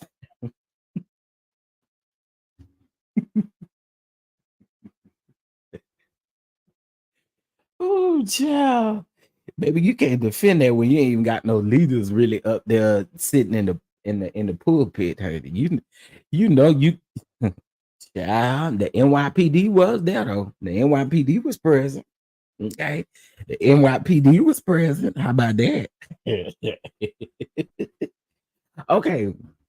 So listen, y'all, Saturday giggles, honey. Saturday night giggles, honey. We gotta talk real quick before we get into Sunny and KEKE real quick. Baby, let me play this here real quick.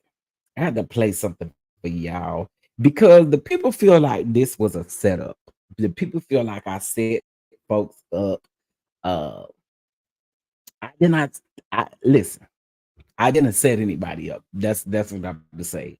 I did not set anyone up. Okay, I just did it. Okay, and that's where that's where I'm gonna leave that at. But I do want y'all to hear in case y'all missed it. In case y'all missed it, I just want y'all to hear.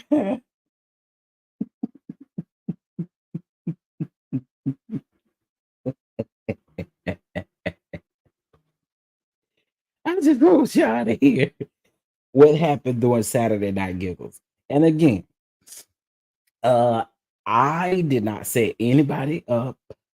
Okay. I listen. Sometimes you just gotta take it, right? So I'll take it. It makes me look like I did set it up. That's the optics of it, right? Everybody can see the optics of it makes it look like I set somebody up. So let's get into it, okay? So this is from Saturday Night Giggles, Sean. This is from Saturday Night Giggles. So let's let's go. Okay, listen, good people. We appreciate y'all. We appreciate y'all. And we shall see y'all next week. Yes, next week. Okay, next week. I was like, wait, where y'all at? Where y'all at? Where y'all at? All right, y'all. Y'all have a good night. Bye. Okay, bye, y'all. Hurry up. Turn the camera off. Get me off. Okay, it's Okay, ended. now tell me what the Wait, what the fuck? wait. Is it ended? Yeah. It's ended. Also, Things still count. so what? No, it's not counting. Okay. What the fuck was that? How you, Trina? How you throw me under the bus like that? Hold on now. I'm trying to make You sure and all your supporters, y'all Oh. attacking me like that?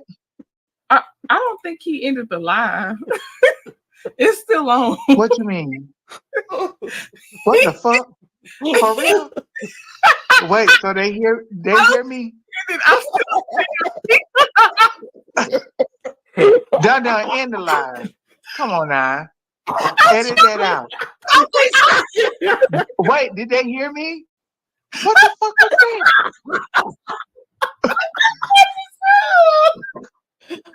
How you wait?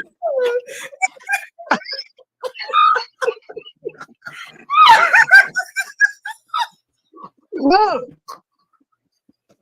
Hold on. Let me go to the comments. Are the comments on? Oh shit, y'all, they heard me.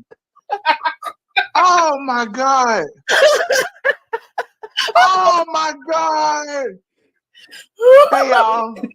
Hey. Oh my god. Oh my god. I'm so late. I'm like, no. Wait, and you said, oh my god, you was like, it's counting. I was like, what's counting? I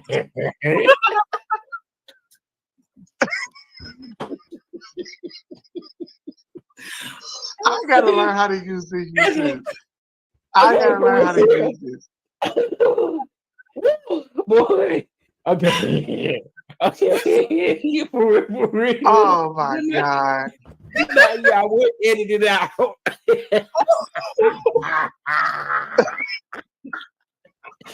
Okay. Bye y'all for real. Bye. Bye, y'all. Hey,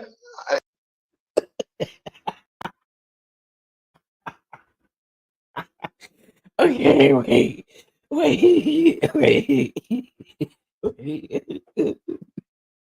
Okay, listen.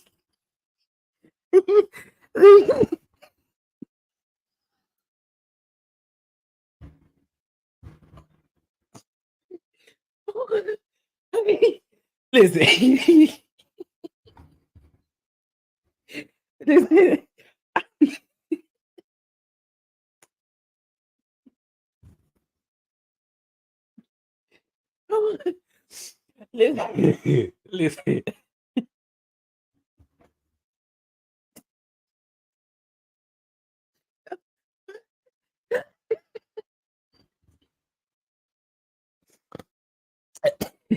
Listen, y'all. So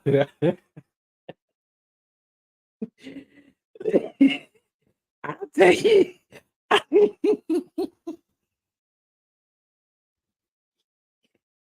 I'll take it. I'll take it. I'll take it. It looked like it was a setup. I don't got nothing to say. I don't got...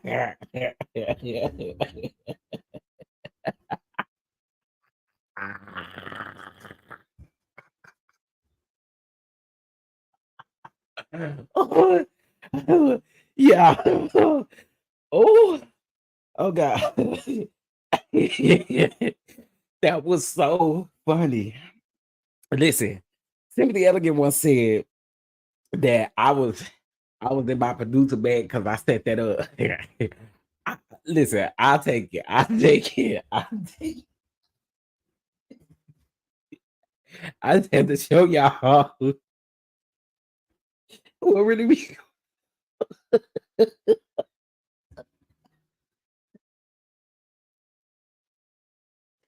Okay.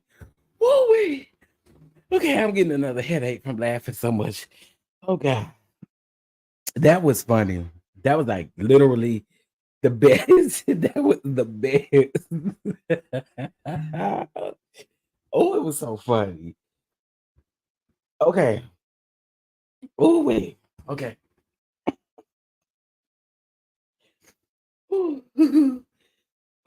Okay. It was funny. He won't say a word. He gonna make sure now that the thing is in. He gonna make sure that thing ended now. Okay. Listen, y'all. I had to I had to show y'all for those of you who were not there. For those of you who were not there.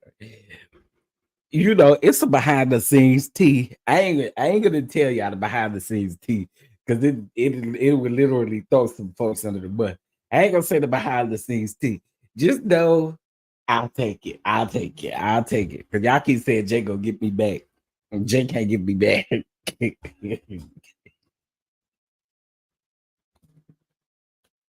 Oh, okay. Let's move on real quick. Let's move on. Let's move on. Let's move on. Okay. Sunny Minks. Sunny. What Quiet Storm say? Anytime Jay says edited out, indeed, it will be on record unedited. Literally unedited. Because I ain't edited out nothing that man just said. Okay. Oh, yeah. He can get me. He just what's up, just panties? He cannot get me. Okay. I have you guys to know that he cannot get me. Okay. Let's get into it really quick. Sunny Minks. Sunny Minks. Okay. Listen, y'all, you can like who you like. I don't dislike Sunny in that manner because I don't really know Sunny like that. I'm only going based off of what is being presented. Okay. And honestly speaking, between Sunny and Desney, I'm telling y'all now, I don't really care about either one in that sense. The thing that bothers me the most again is that I feel like if you're a wife, I just I, I just feel like I would never show an ex-girlfriend any attention, any of those things, right? And literally, we're explaining your relationship with Destiny. So I get why some people are saying, oh, well, you know, uh, Destiny keeps saying that they friends or that they was friends. Sunny said they weren't friends. It don't even matter about the friend thing to me. It doesn't matter about the friend thing to me. What matters is that you were once a producer. Now I'm gonna tell y'all this. I heard through the grapevine that Carlos said that Sunny asked to be on the show. But that wouldn't go with what she said on her Instagram Live. On her Instagram Live, she stated that they had asked her to come back to be a producer on the show. Okay. So that would mean that you asked to be a cast member and you knew what the storyline was going to be. This is the very reason why I told you I don't trust her. Because that really justifies now that you knew that when you got on this season that you were going to be discussing you and Moses' relationship, period. I'm just saying. That's what that means. That means that you wanted to come on this show to discuss this with Destiny, because it was said that you were going to be on the show prior to Destiny even coming back. So here we go again. This is why I said, even when she went live, she should stop going live too, because she talked too much. Okay.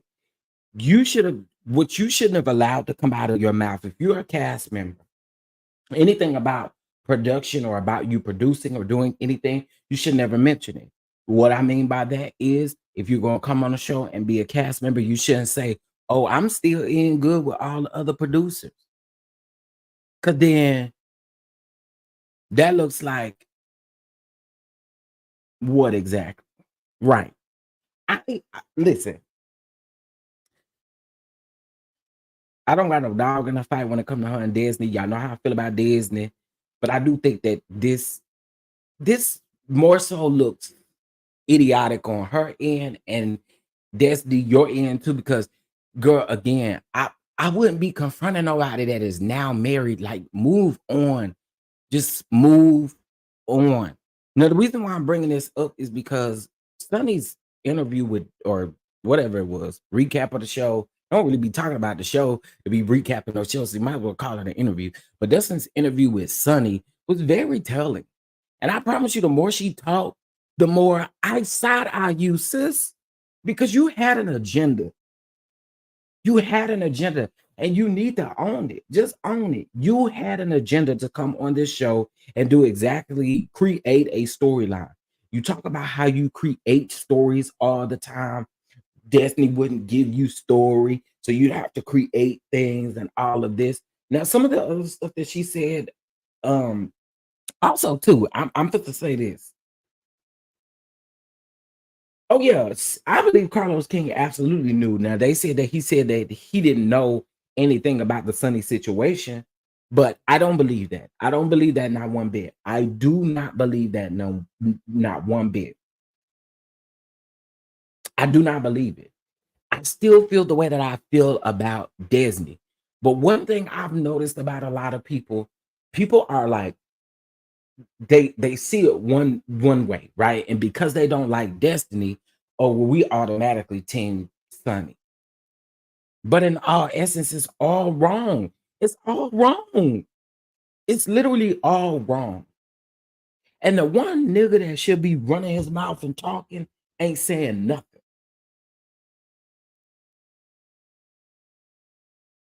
Again, what I want y'all to do is, again, ain't nobody taking up, and I need y'all to understand this, ain't nobody taking up for Destiny.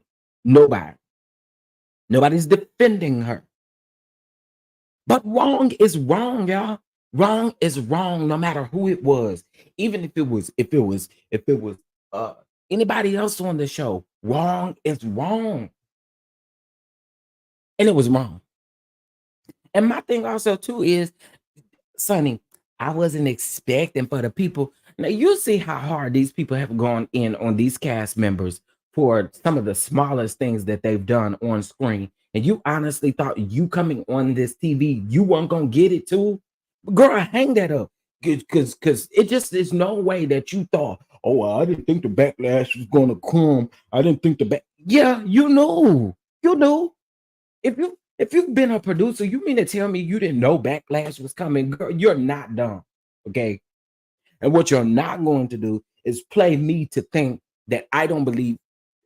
Girl, I don't trust you whatsoever, because I feel like you are calculated because you were a producer. That's what producers do. But the one person who should be talking, he not saying nothing. He the one dated Disney and didn't tell Disney that he was breaking up with her.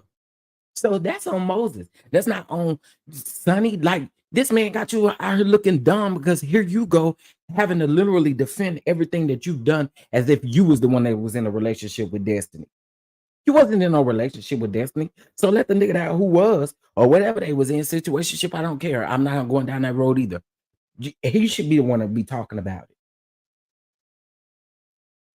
Yeah, she absolutely should have stayed behind the cameras. She absolutely should have said, "Hey, Miss Black Titanic, she's so angry." Yes, she is. And to me, again, I'm here for it. But one thing that I'm noticing, Sonny, stop bringing up Mel and Destiny's relationship. Stop, because I feel like you're doing that as a deflection. And honestly speaking, we've watched the show. We've seen what has happened behind the scenes. To me, you getting up consistently talking about Mel and Destiny's relationship, to me, is deflection. It's literally deflection.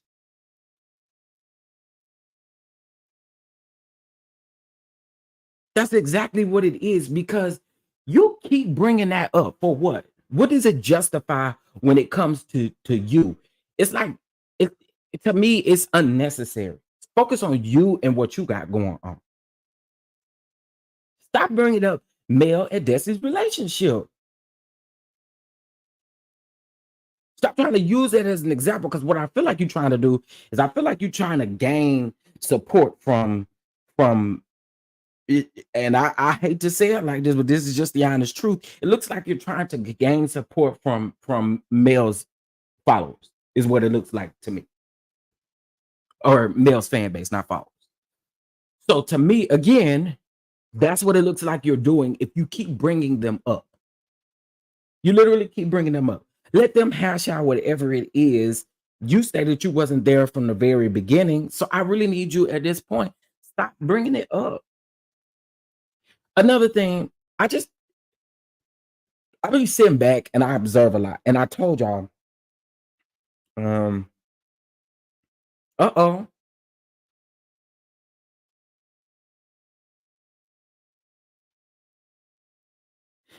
So okay, I get the fact of her defending herself.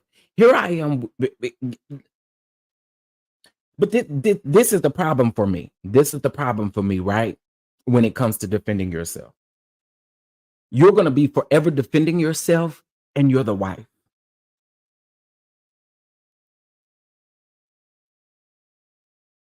There's nothing to defend if you're the wife. There's nothing to defend if you're the wife. That's truly what it is.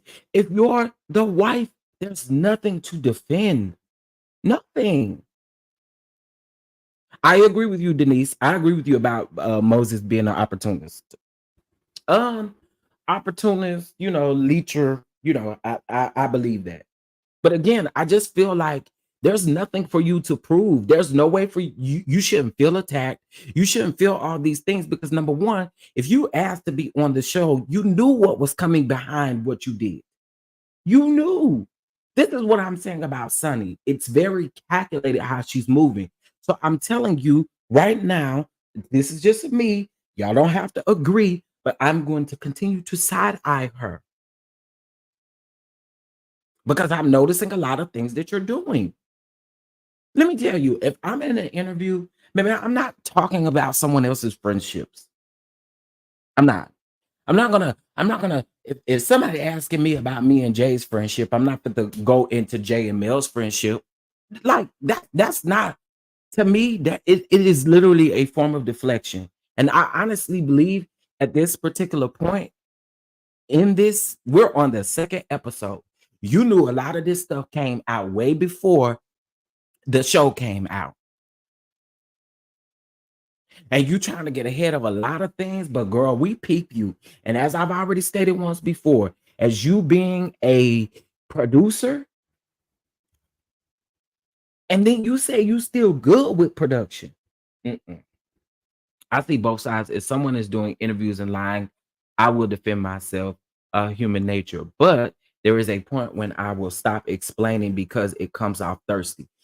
That I agree with. I would have been okay had she just explained this maybe one time. But the part that gets me is the fact that you keep getting up here, you get up here, you get aggressive with people when people ask you questions that you know you're going to get those questions answered. I get that. I get the part about the lying, but also too, I would make the person who is lying, I would make them look bad by not responding to you. You're gonna see the true colors come out of that person. First of all, we already know who Disney is. We already know what Disney gives. You know what I'm saying? I'm not gonna go full throttle on a situation where I know what the truth is. If you know what the truth is, I'm not going full throttle with you in that form. I'm just not doing it. I see her though. I see her. So again, I'm not defending Destiny. I ain't defending Sunny, and I sure ain't defending Moses. Because he the one out of everybody that need to be talking. Sunny need to be quiet. At this point, girl, you've gotten it out. What more can you say? Yes, like I don't understand. Y'all get married and then y'all want to get on reality TV and you don't even focus on your marriage. You specifically said we didn't even have no engagement. We went straight and got married.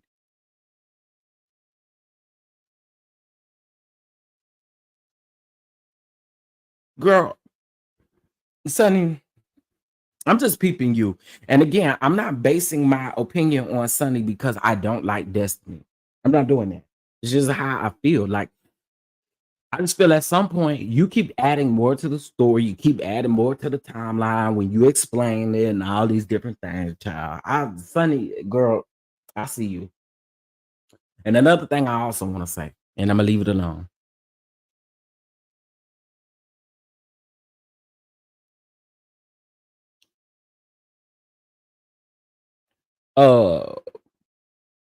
First of all, Moses is the man.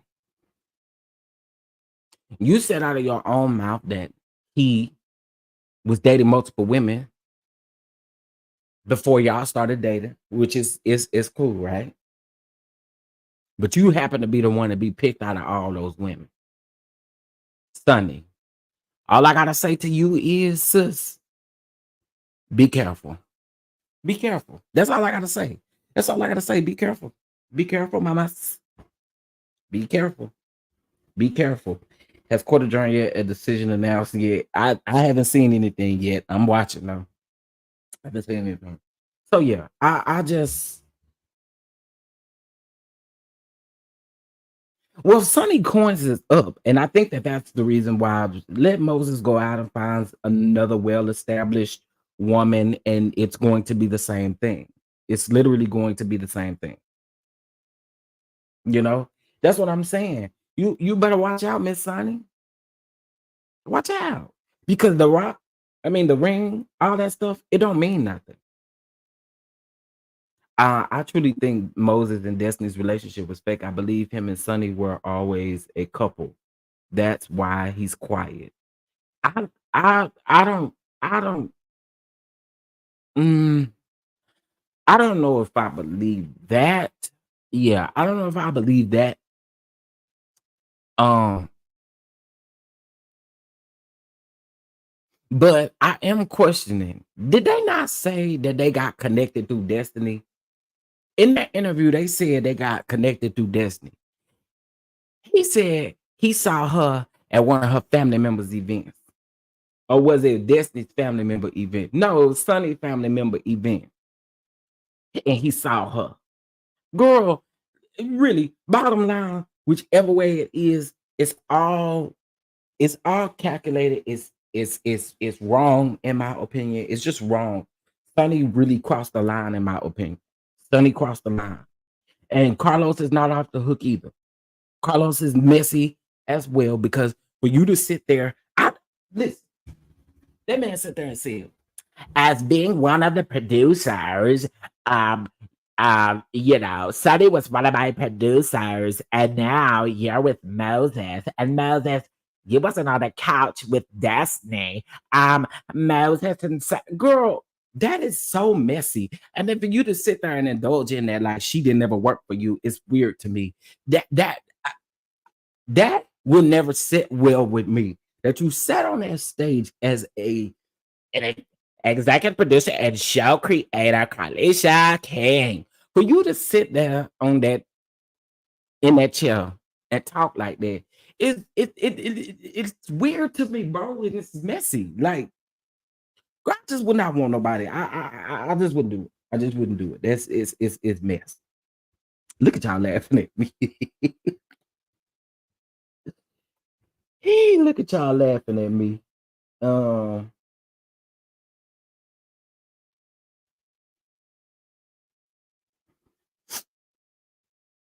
That's just how I feel about it. I really do. I feel that I don't see Sunny no different than what I'm seeing nobody else. I really don't. And it ain't because I don't like this. All right. I want to move on real quick. So I'm still planning on doing my review for Love and Marriage Huntsville a little bit later on today. I know I'm a little behind, but because I gotta go in just a minute. But I want to talk about KEKE, and I want to talk about this timeline of a little bit of what's going on. And I really didn't realize this until yesterday, right?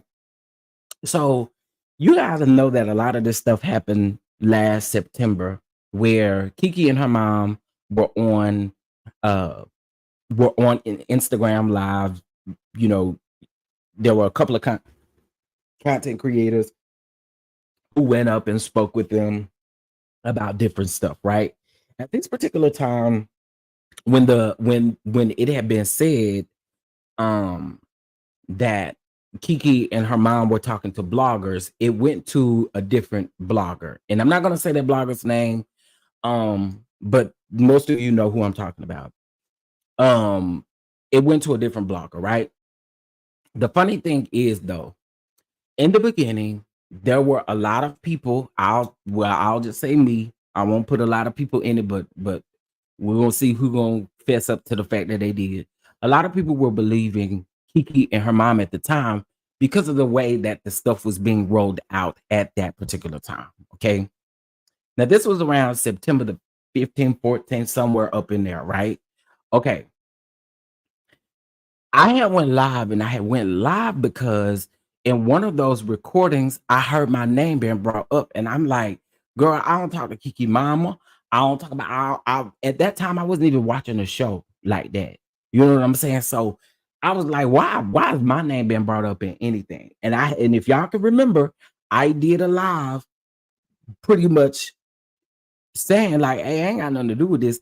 I don't know why y'all putting me in this situation. So in September of last year, that's what that was. However, I'm going to say again, based off of how it started rolling off, at the time, me and the other male blogger was not cool. So I wasn't following him to know when he was going live or when this was dropped, I was only hearing it from other people. Like I was only hearing it from other people or seeing it on other people's YouTube channels. I did not know what was going on. So after that, I did that live, and I actually think I went live on a Friday and on a Saturday. And I was really trying to figure out why my name was involved in the situation, right? Okay. I ain't had nothing to do with it. I really didn't.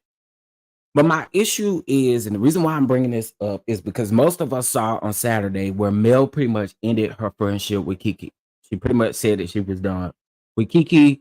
She wished her well on her journey and wished her well on her way. I warned KEKE several times in that process. I did tell her, I said, well, just hearing about what's going on, I think you should talk to Mel if that's your friend. I really think you should talk to her and stop, speaking to bloggers, because clearly you see that the ones that you've chosen at this time, you cannot trust in that manner. Not making what she did right, but I'm just saying in general, what she was, you should have already went to your friend and fixed that situation. So when Mel said that it had been 6 months, it is absolutely true. So they filmed the Houston trip in July, and then they began filming season 7 in January. And I also told you guys, I said, one of the things that I see why Mel ended her friendship when it comes to Chef, I don't see why people think Sunny crossed the line, because Sunny was a producer. Stay in your place. That's why. It don't have nothing to honestly do with Destiny. It does not have anything to do with the fact that Destiny is on the cast. It has everything to do with the fact that you should be some sort of professional in some sort of way. And what you did was wrong and unprofessional. Period. Period. I don't care for Destiny, but I know why y'all feel the way that y'all feel. Y'all feel like Sunny is right because you don't like Destiny, but wrong is wrong, period. It's wrong. It's just wrong. Getting back to this. So 6 months had been by. They filmed the Houston trip in July, and in January they started filming season 7. In December is when the male blogger dropped the actual phone calls. And the reason why I'm kind of frustrated with KEKE because I feel played, right? I feel played because here I am trusting what you're telling me is to be true. What you and your mom are telling me to be true. And bottom line, it's not the truth. You lied. You lied. And I do feel some type of way about it because I had your best interest at heart. I talked to you several times and told you how I feel like you should proceed with certain things. I was that dude for you, but you lied. And again, here I go putting myself in the gap thinking that, okay, maybe this, because at that time, me or either of those bloggers were on good terms or anything. So I'm like, I don't believe them in this particular situation. I'm over here trying to rally for KEKE and her mom only to be played. And that's just my feelings. And again, I didn't realize this until after watching that scene. I'm like, KEKE, I realized you gaslit a whole lot of people. You really put people in this position to where we really cared about you. And then it's like,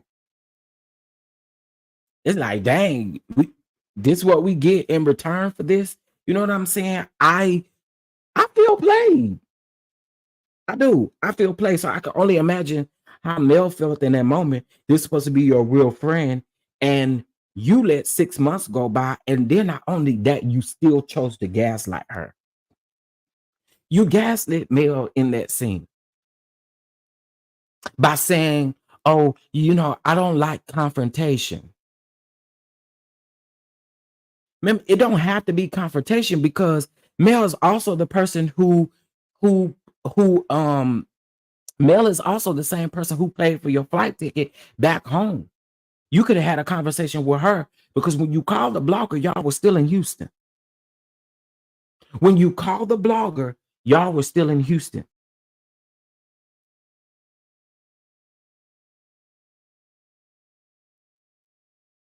So that means you allowed Mel to pay for your plane ticket back home. You knew these things were going on. You knew you called the blogger to vent to the blogger, and you did not express that. That would have been a perfect time for you to talk to your friend, and you did not express that. But see, the problem is a lot of y'all trusted that person. But I feel played. I do. I feel played.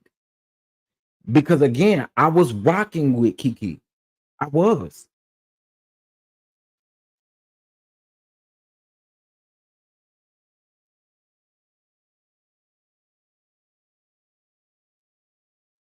I think Mel should give KEKE another chance. Well, first of all, we can't tell her how to do it. And I don't think she should give KEKE another chance. KEKE had 6 months to talk to Mel and she didn't. So no, I don't. I'm sorry. I don't. KEKE was manipulated. No, KEKE still did what she did and KEKE still has not owned it. That's my problem with KEKE. I still like KEKE, but my problem is you have to own the things that you've done. You got to own that. And she still didn't own it in the scene. She kept saying, I'm really upset with my mom. She kept throwing her mom under the bus. That's not cool. Take the accountability because at the same time, you did talk to, you literally talked to, no, I believe it was a 3-way call if I'm not mistaken. I believe it was her mom and the blog. But there are, y'all have heard it. There are recordings of her talking. I like KEKE. I warned KEKE in the beginning. I really warned KEKE in the beginning. But the thing is You can't go up and say, "Oh, my mom, I put all this on my mom. I'm really upset with my mom. I'm frustrated with my mom." No, be frustrated with yourself. Be frustrated with yourself and just take it. Because at the end of the day, again, you did talk to your mom about these things. And no one is saying that you can't talk to your mom and you can't vent to your mom. But you have to take the accountability. If your mom went to go talk to a blogger, your mom isn't on the show. You're on the show.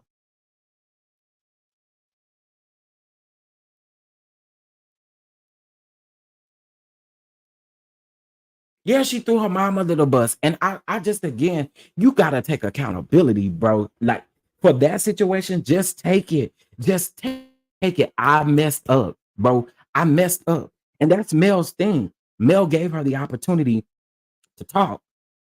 She waited for 6 months to go by, as if you wanted this to be some type of storyline. You literally waited 6 months to go by before you said anything to her, when you could have just said in the beginning, "I messed up." Because your whole ride home, you thinking about these things in the back of your mind. And this lady paid for your whole plane ticket to get back home.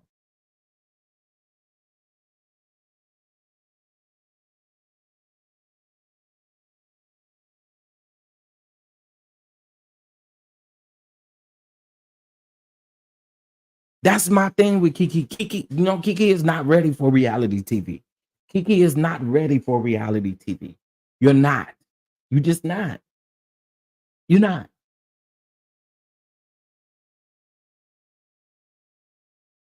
And again, I do want to say this. I don't know the ins and outs of every single piece of the phone calls or what all happened. I don't know those things because, again, when I don't really fool with somebody, I don't go watch their stuff. So I wasn't watching neither one of those bloggers things to really know what was going on. I just knew when I heard my name, I like, chill down, that ain't got nothing to do with this. The only things I have talked to Keke about is about protecting herself on this show. And those of you that have been following me for a long time, y'all know I'm not lying about it. Because not only did I do it on a phone call with Keke, I actually did it when we had our interview. Our very first interview, I talked to Keke about these things. Not specifically the phone call and Mel's friendship or whatever, but I told her to be extremely careful. You gotta go back and watch the interview. But I told Keke. I also told Keke, be careful. Because unfortunately, in this, and I wouldn't even mind if you don't trust me all the way, because I'm a blogger, right? I'm literally a blogger. So again, well, I don't like to be called a blogger. Just call me a content creator, honey, because I ain't, don't call me no blogger. But what I'm saying is the premises is I am on YouTube and they're going to consider me a blogger, right?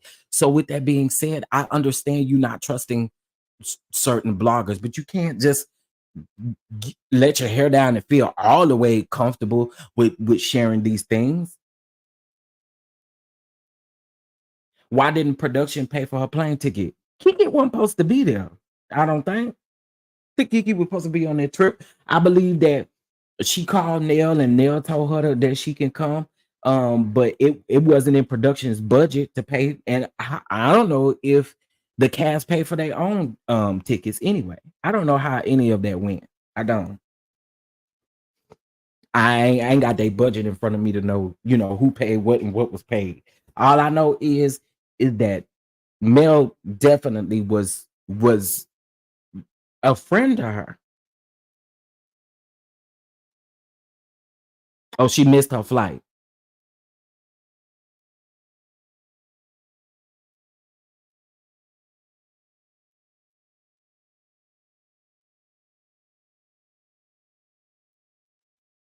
I just like when someone does not like someone and they start in the middle of the story to further dislike them. Oh, who did that? Sweet Essence. I mean Essence of Shade. I'm talking about Sweet Essence. Who did that? She allowed not on the players. Uh. How she got there anyway if she couldn't get back home is why I told as a kid, don't go nowhere you cannot get back from on your own. Now I've always been told that too, Tay. The blogger has the same trace as Hotel. Keke should have never gone on that trip. The whole thing was embarrassing. I agree with you, Francois. That it was absolutely embarrassing. It was absolutely embarrassing because you weren't initially invited on that trip, and it's almost like you invited yourself. And what the old saints used to say back in the day is, when you are not invited, baby, that means you should not go. Okay, because something is bound to happen that's going to either embarrass you or you ain't supposed to be in that space. If you was not invited to be in that space, you're not supposed to be there.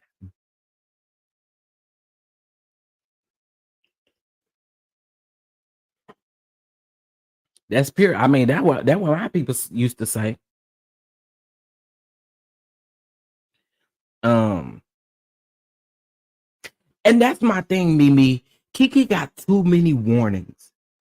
Not only was I warning her, T Talk with your girl talked to her and warned her. Not only did T Talk talk to her, Mel even said that she warned her and told her to be careful. And Keke confirmed that Mel said it by saying, yes, you did. There were other people out here, other bloggers out here who warned Keke. And I think that that's why a lot of people, I mean, there are some people who still rocking with the things that Keke was doing. And I ain't telling nobody not to rock with her. I'm just saying in general, I feel played. And not only do I feel played, I think other people feel played as well.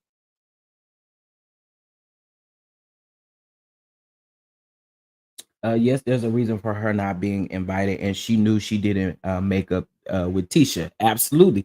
And Mel said that in her confessionals, because remember, Mel said, unbeknownst to her, her and Tisha had not made up.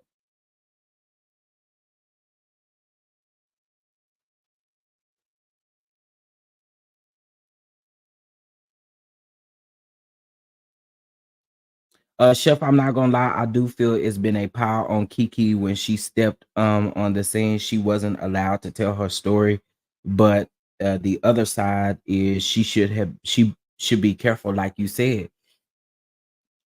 So baby girl 1981. I think the reason why people feel like there's a pile up on Keke was because when Keke came on here, she didn't listen to what people told her. She did not listen to what people told her. And you can see it. You know what I mean? That's the thing when it comes to Keke. Keke didn't listen to what people were telling her and the things that she was saying. Let me use this as an example. And again, I'm not piling up on Keke. I do feel played though. But, and I ain't nobody. I ain't nobody. My thing with Keke again is you should have listened. You should have listened. Period. You should have listened to the people because the people had your best interest at heart. Also, another thing with Keke's issue is she is not taking accountability for anything. You did these things and you still haven't taken accountability for it. Y'all, as much as we may like her, as much as we feel like it's a pile on, when you don't do what you're supposed to do, it's a problem. When you let 6 months go by before you have a conversation with your friend, it's a problem. It's a problem. I'm gonna use this for an example though. As to Keke talking too much, right? Keke was live one day and Keke said, she started giving information about her being paid. Well, you know, production, they paid me, but you know, I had to change my bank account around and I hadn't got them the account number, the routing number. I ain't done you're doing too much. And people told you, people told her. People told her. People absolutely told her. Keke lost her focus. She should have worried about her story. Absolutely. And I told her that in the beginning. This is why I think people are where they are with KEKE, because they told her. When you have a conversation with someone and no one is listening to what you're saying, and you look and you see now that it feels like it's self-sabotage. I mean, how are people supposed to approach it? They're going to feel away because, again, we liked KEKE. We liked we liked KEKE. Well, I'm not gonna say we. I liked KEKE. And until KEKE stands and takes accountability, then she can move on in a better form.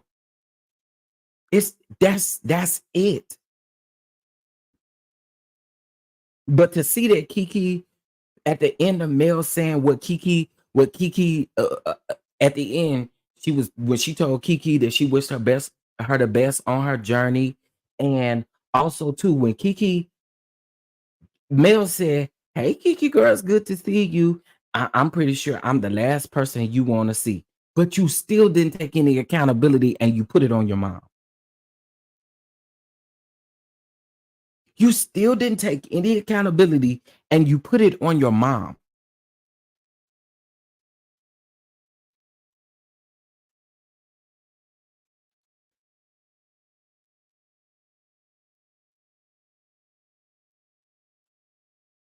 So like,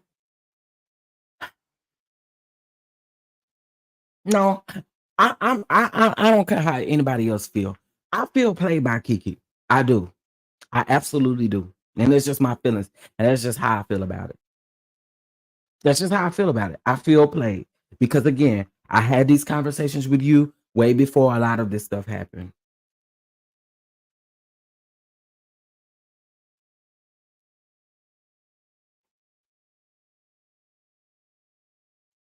Here I go.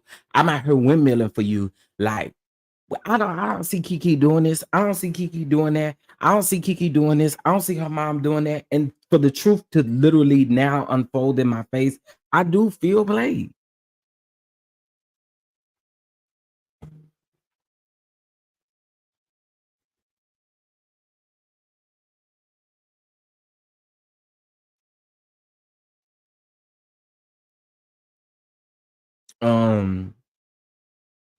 KEKE has a self-sabotage spirit. I see it all over her. And the old battle axe aunt of hers was praying on her downfall. Absolutely. Then not only was her auntie praying on it, but her cousin and her cousin's husband, all of them was praying on it. And this is literally what I told KEKE. I said, when you come in here, what you not gonna be able to do, you're not gonna continue to be able to use your cousin, your auntie, and your cousin-in-law as a storyline. At some point, you're gonna have to move on.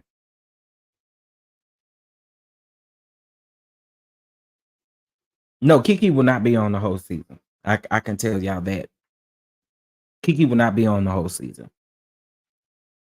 I think KEKE may make a few more appearances, and she may film with Tisha or something like that. But as far as like KEKE being on in the capacity that she has been on, that's null and void at this point.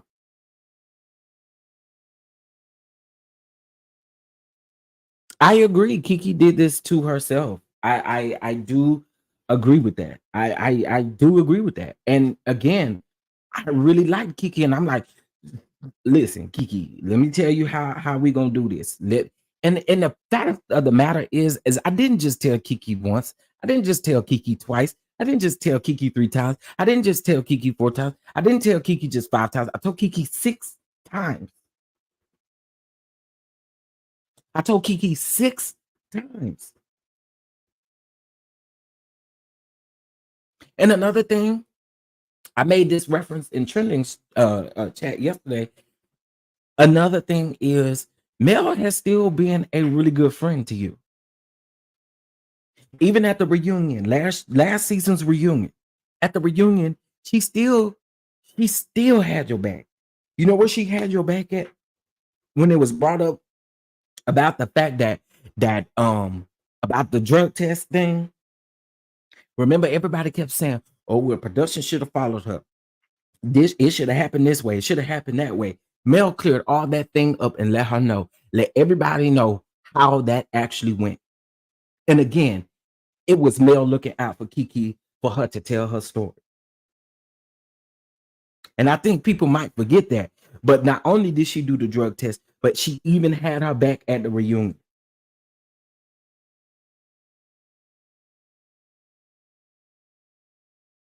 And I just, I don't know. I don't know. I wish it didn't end this way. I did. I wish it did not end this way. I wish it did not end this way.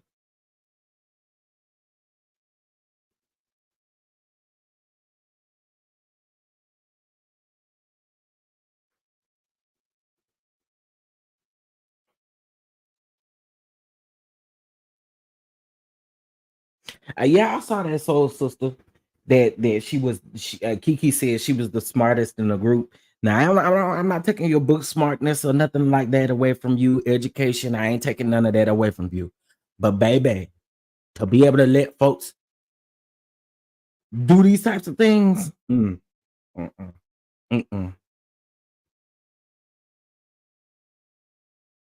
they have the same best friend. I wonder what she's saying to KEKE, right?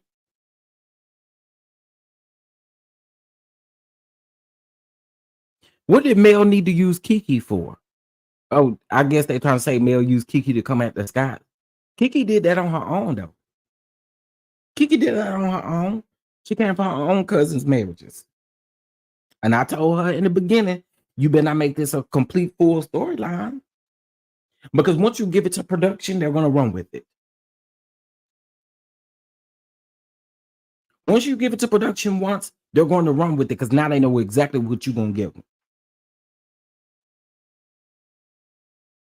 To come after Tisha is what they say. Yeah, that's what I figured. But that's dumb to say. KEKE is her own person. And again, as I stated in the beginning, I told her, once you start bringing these things up, this is what production is going to want from you.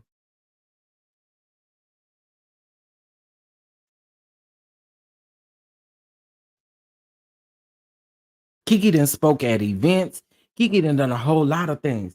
But you was literally giving one thing. So here they go, using that one thing forever while you on the show.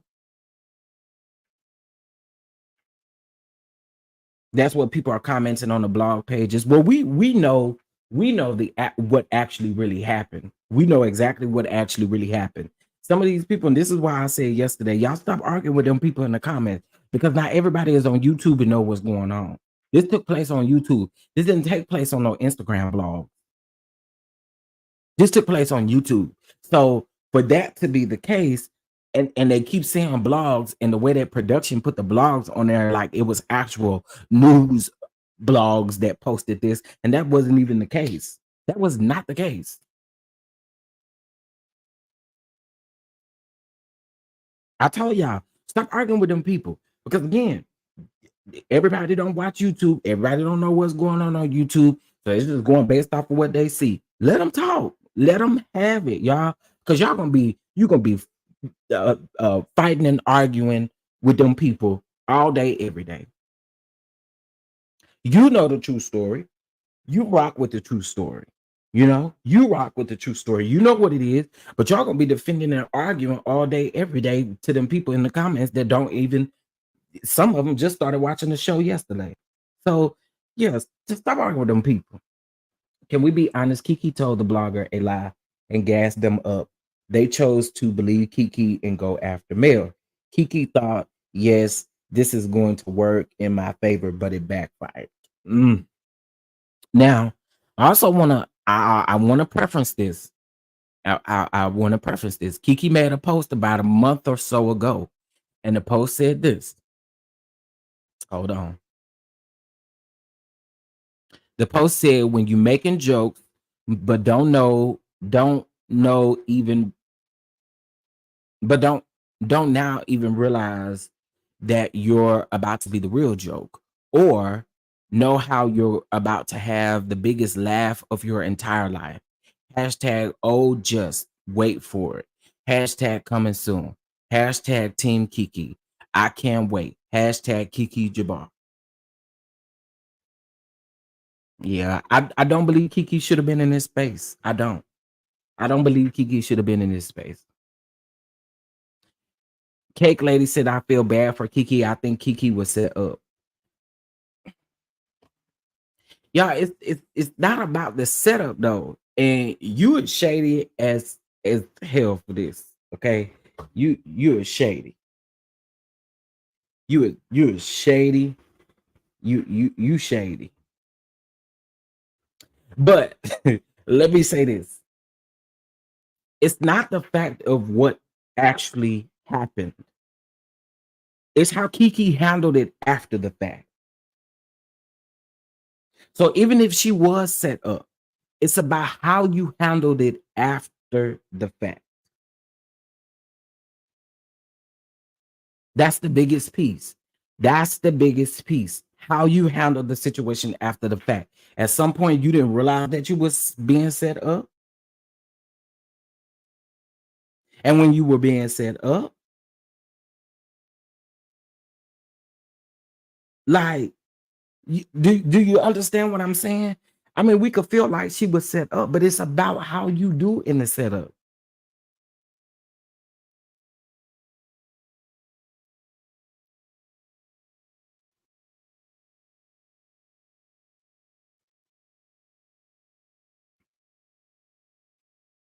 Well, baby girl, 1981 goes back to what I just said. It goes back to what I just said.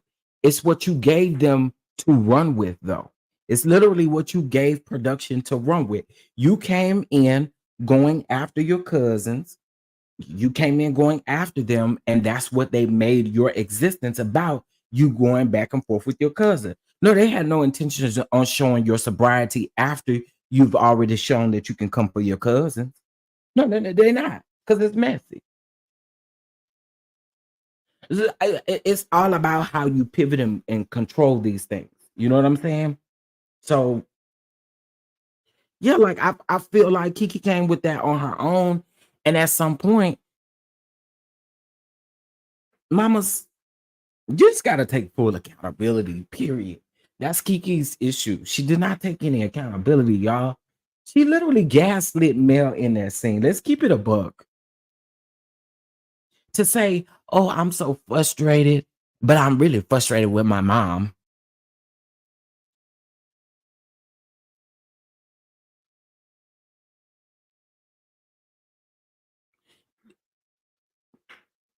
No, be frustrated with yourself. I don't like how Marceau is taunting her on social media. Now, all of those things, I don't condone any of that. I don't. And honestly, if KEKE decided to DM me right now and be like, hey, can we talk? I would actually talk to KEKE. It probably won't be something she would want to hear, but I wouldn't have a problem talking to KEKE. My only thing is, again, I just want you to be accountable for the things that you did during this process. That's it. You're throwing your mom under the bus. Your mom is not on the show. Your mom was not on the show. Your mom was not getting paid from the show.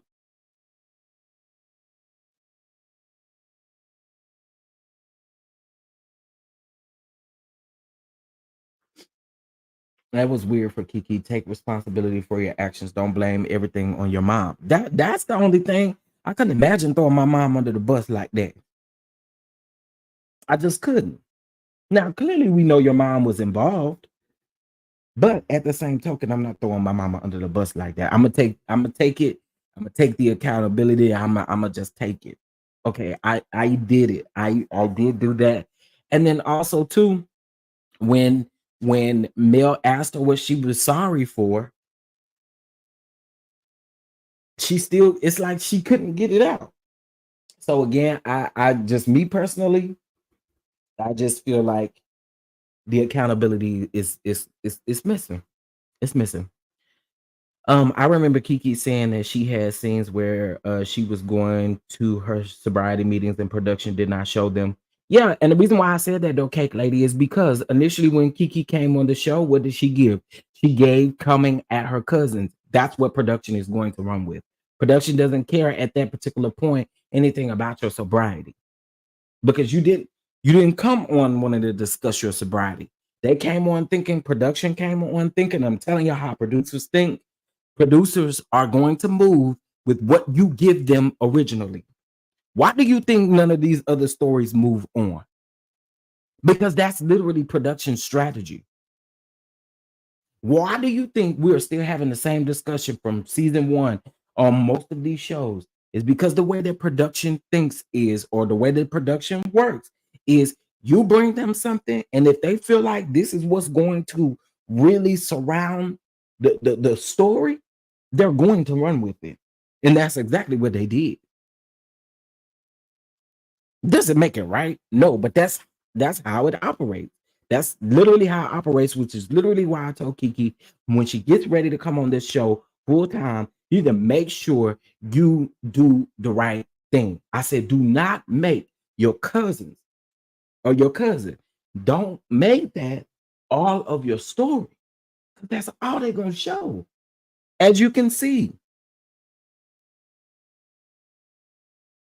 So, I mean, you know, Keke isn't the villain. She was a willing participant. Keke enjoyed her 5 minutes of fame. She played the game wrong. The end. Oh, okay, Angie B. And I can agree with that. But also, too, regardless of if she was on Carlo's show, regardless of if being on reality TV, period, production would have ran with what Keke gave.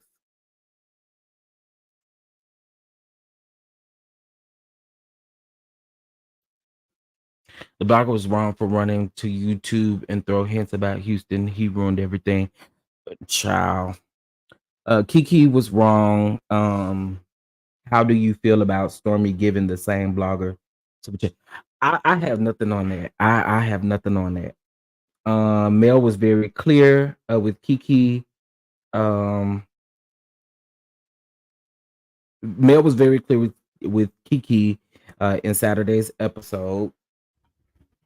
If anyone didn't understand what Mel said to her, that's a comprehension problem for them. I do agree with that too.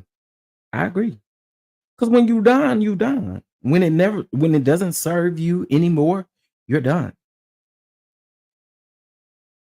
And as a friend, I feel like you would still have Mel as a friend if when this stuff started happening and this stuff started rolling out, you would have just talked to your friend. Period. And as I stated again, when an ample perfect time was when you were sitting next to Mel on the plane.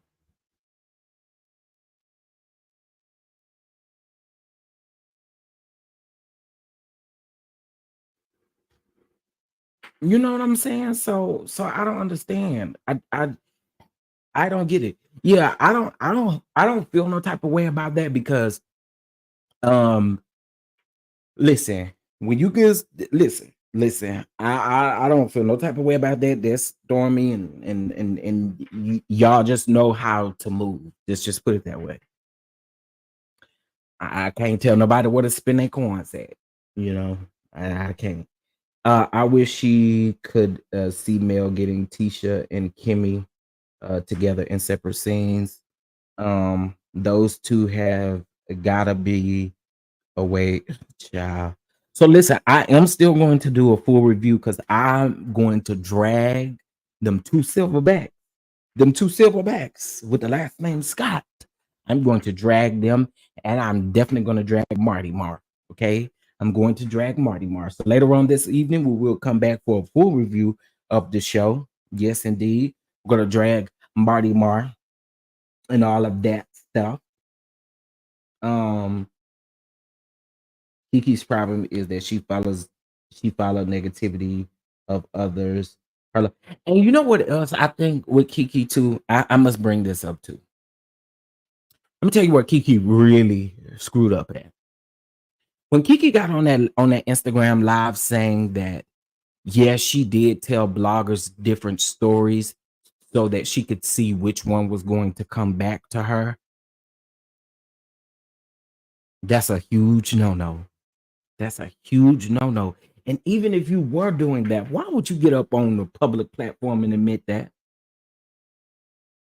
Why would you admit that?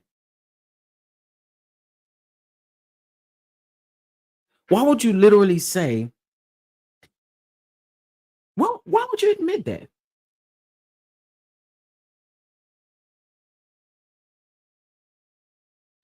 How would you admit that? I don't understand that. Y'all want the review to be like a watch along?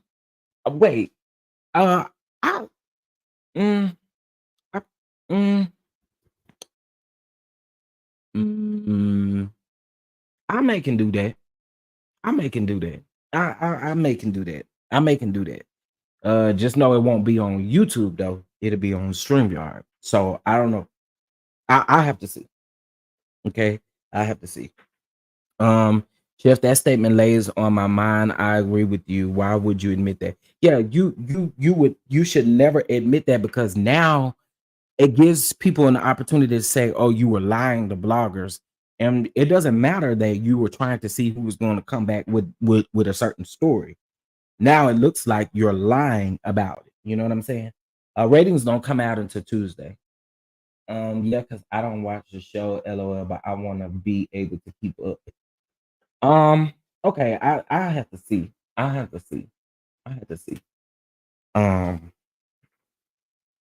I have to see. We'll see. We'll see. We'll see.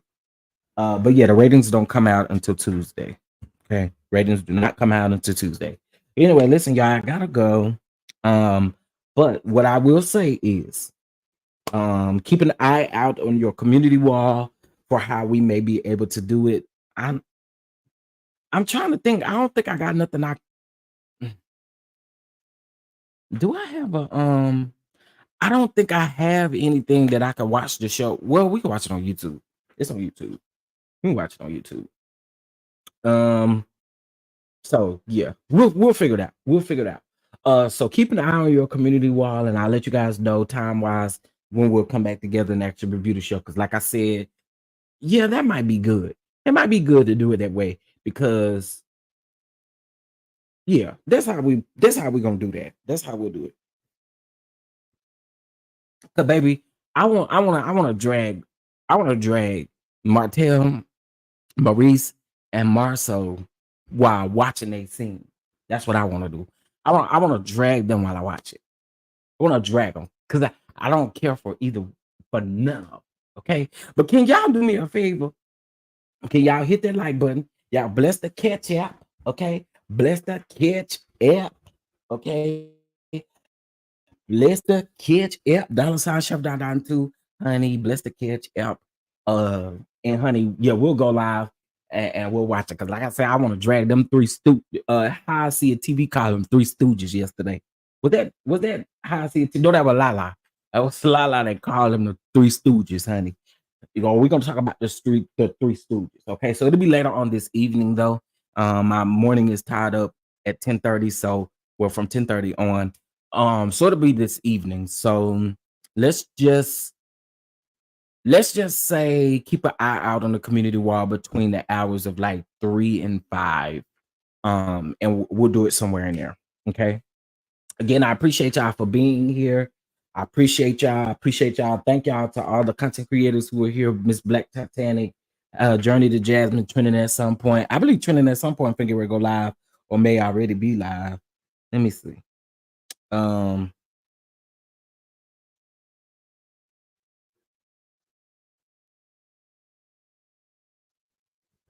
Okay, this is how I can do it. This is what I'm gonna do.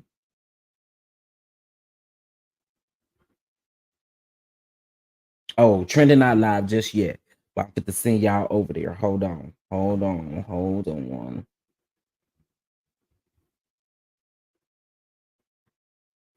Also trending is talking about the teacher who lost his job, apparently. I don't know. And about the other teacher lady who's supposed to be braiding hair, getting her hair braided during class time or whatever that is, child. So I want y'all to head over and support trending at some point, and I'm a have it go.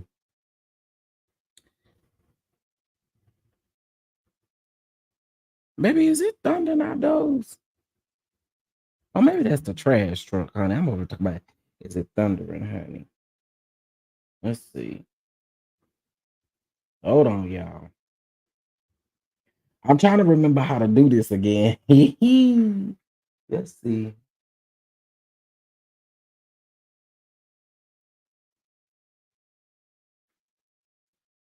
I don't know what I'm doing. I don't think I do.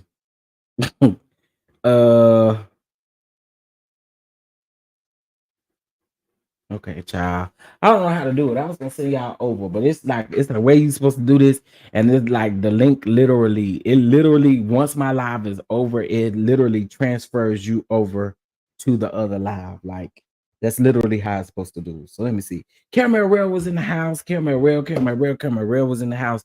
Shout out again to all of the content creators. I do appreciate y'all for being here. Miss Black Titan, everybody. I appreciate it. I appreciate it. I'm going to figure this out, y'all, real quick. I promise y'all I'm is. I want y'all to go around there and support. Well, I mean, this if y'all ain't got much to do. Oh, here we go. Right here. Bam.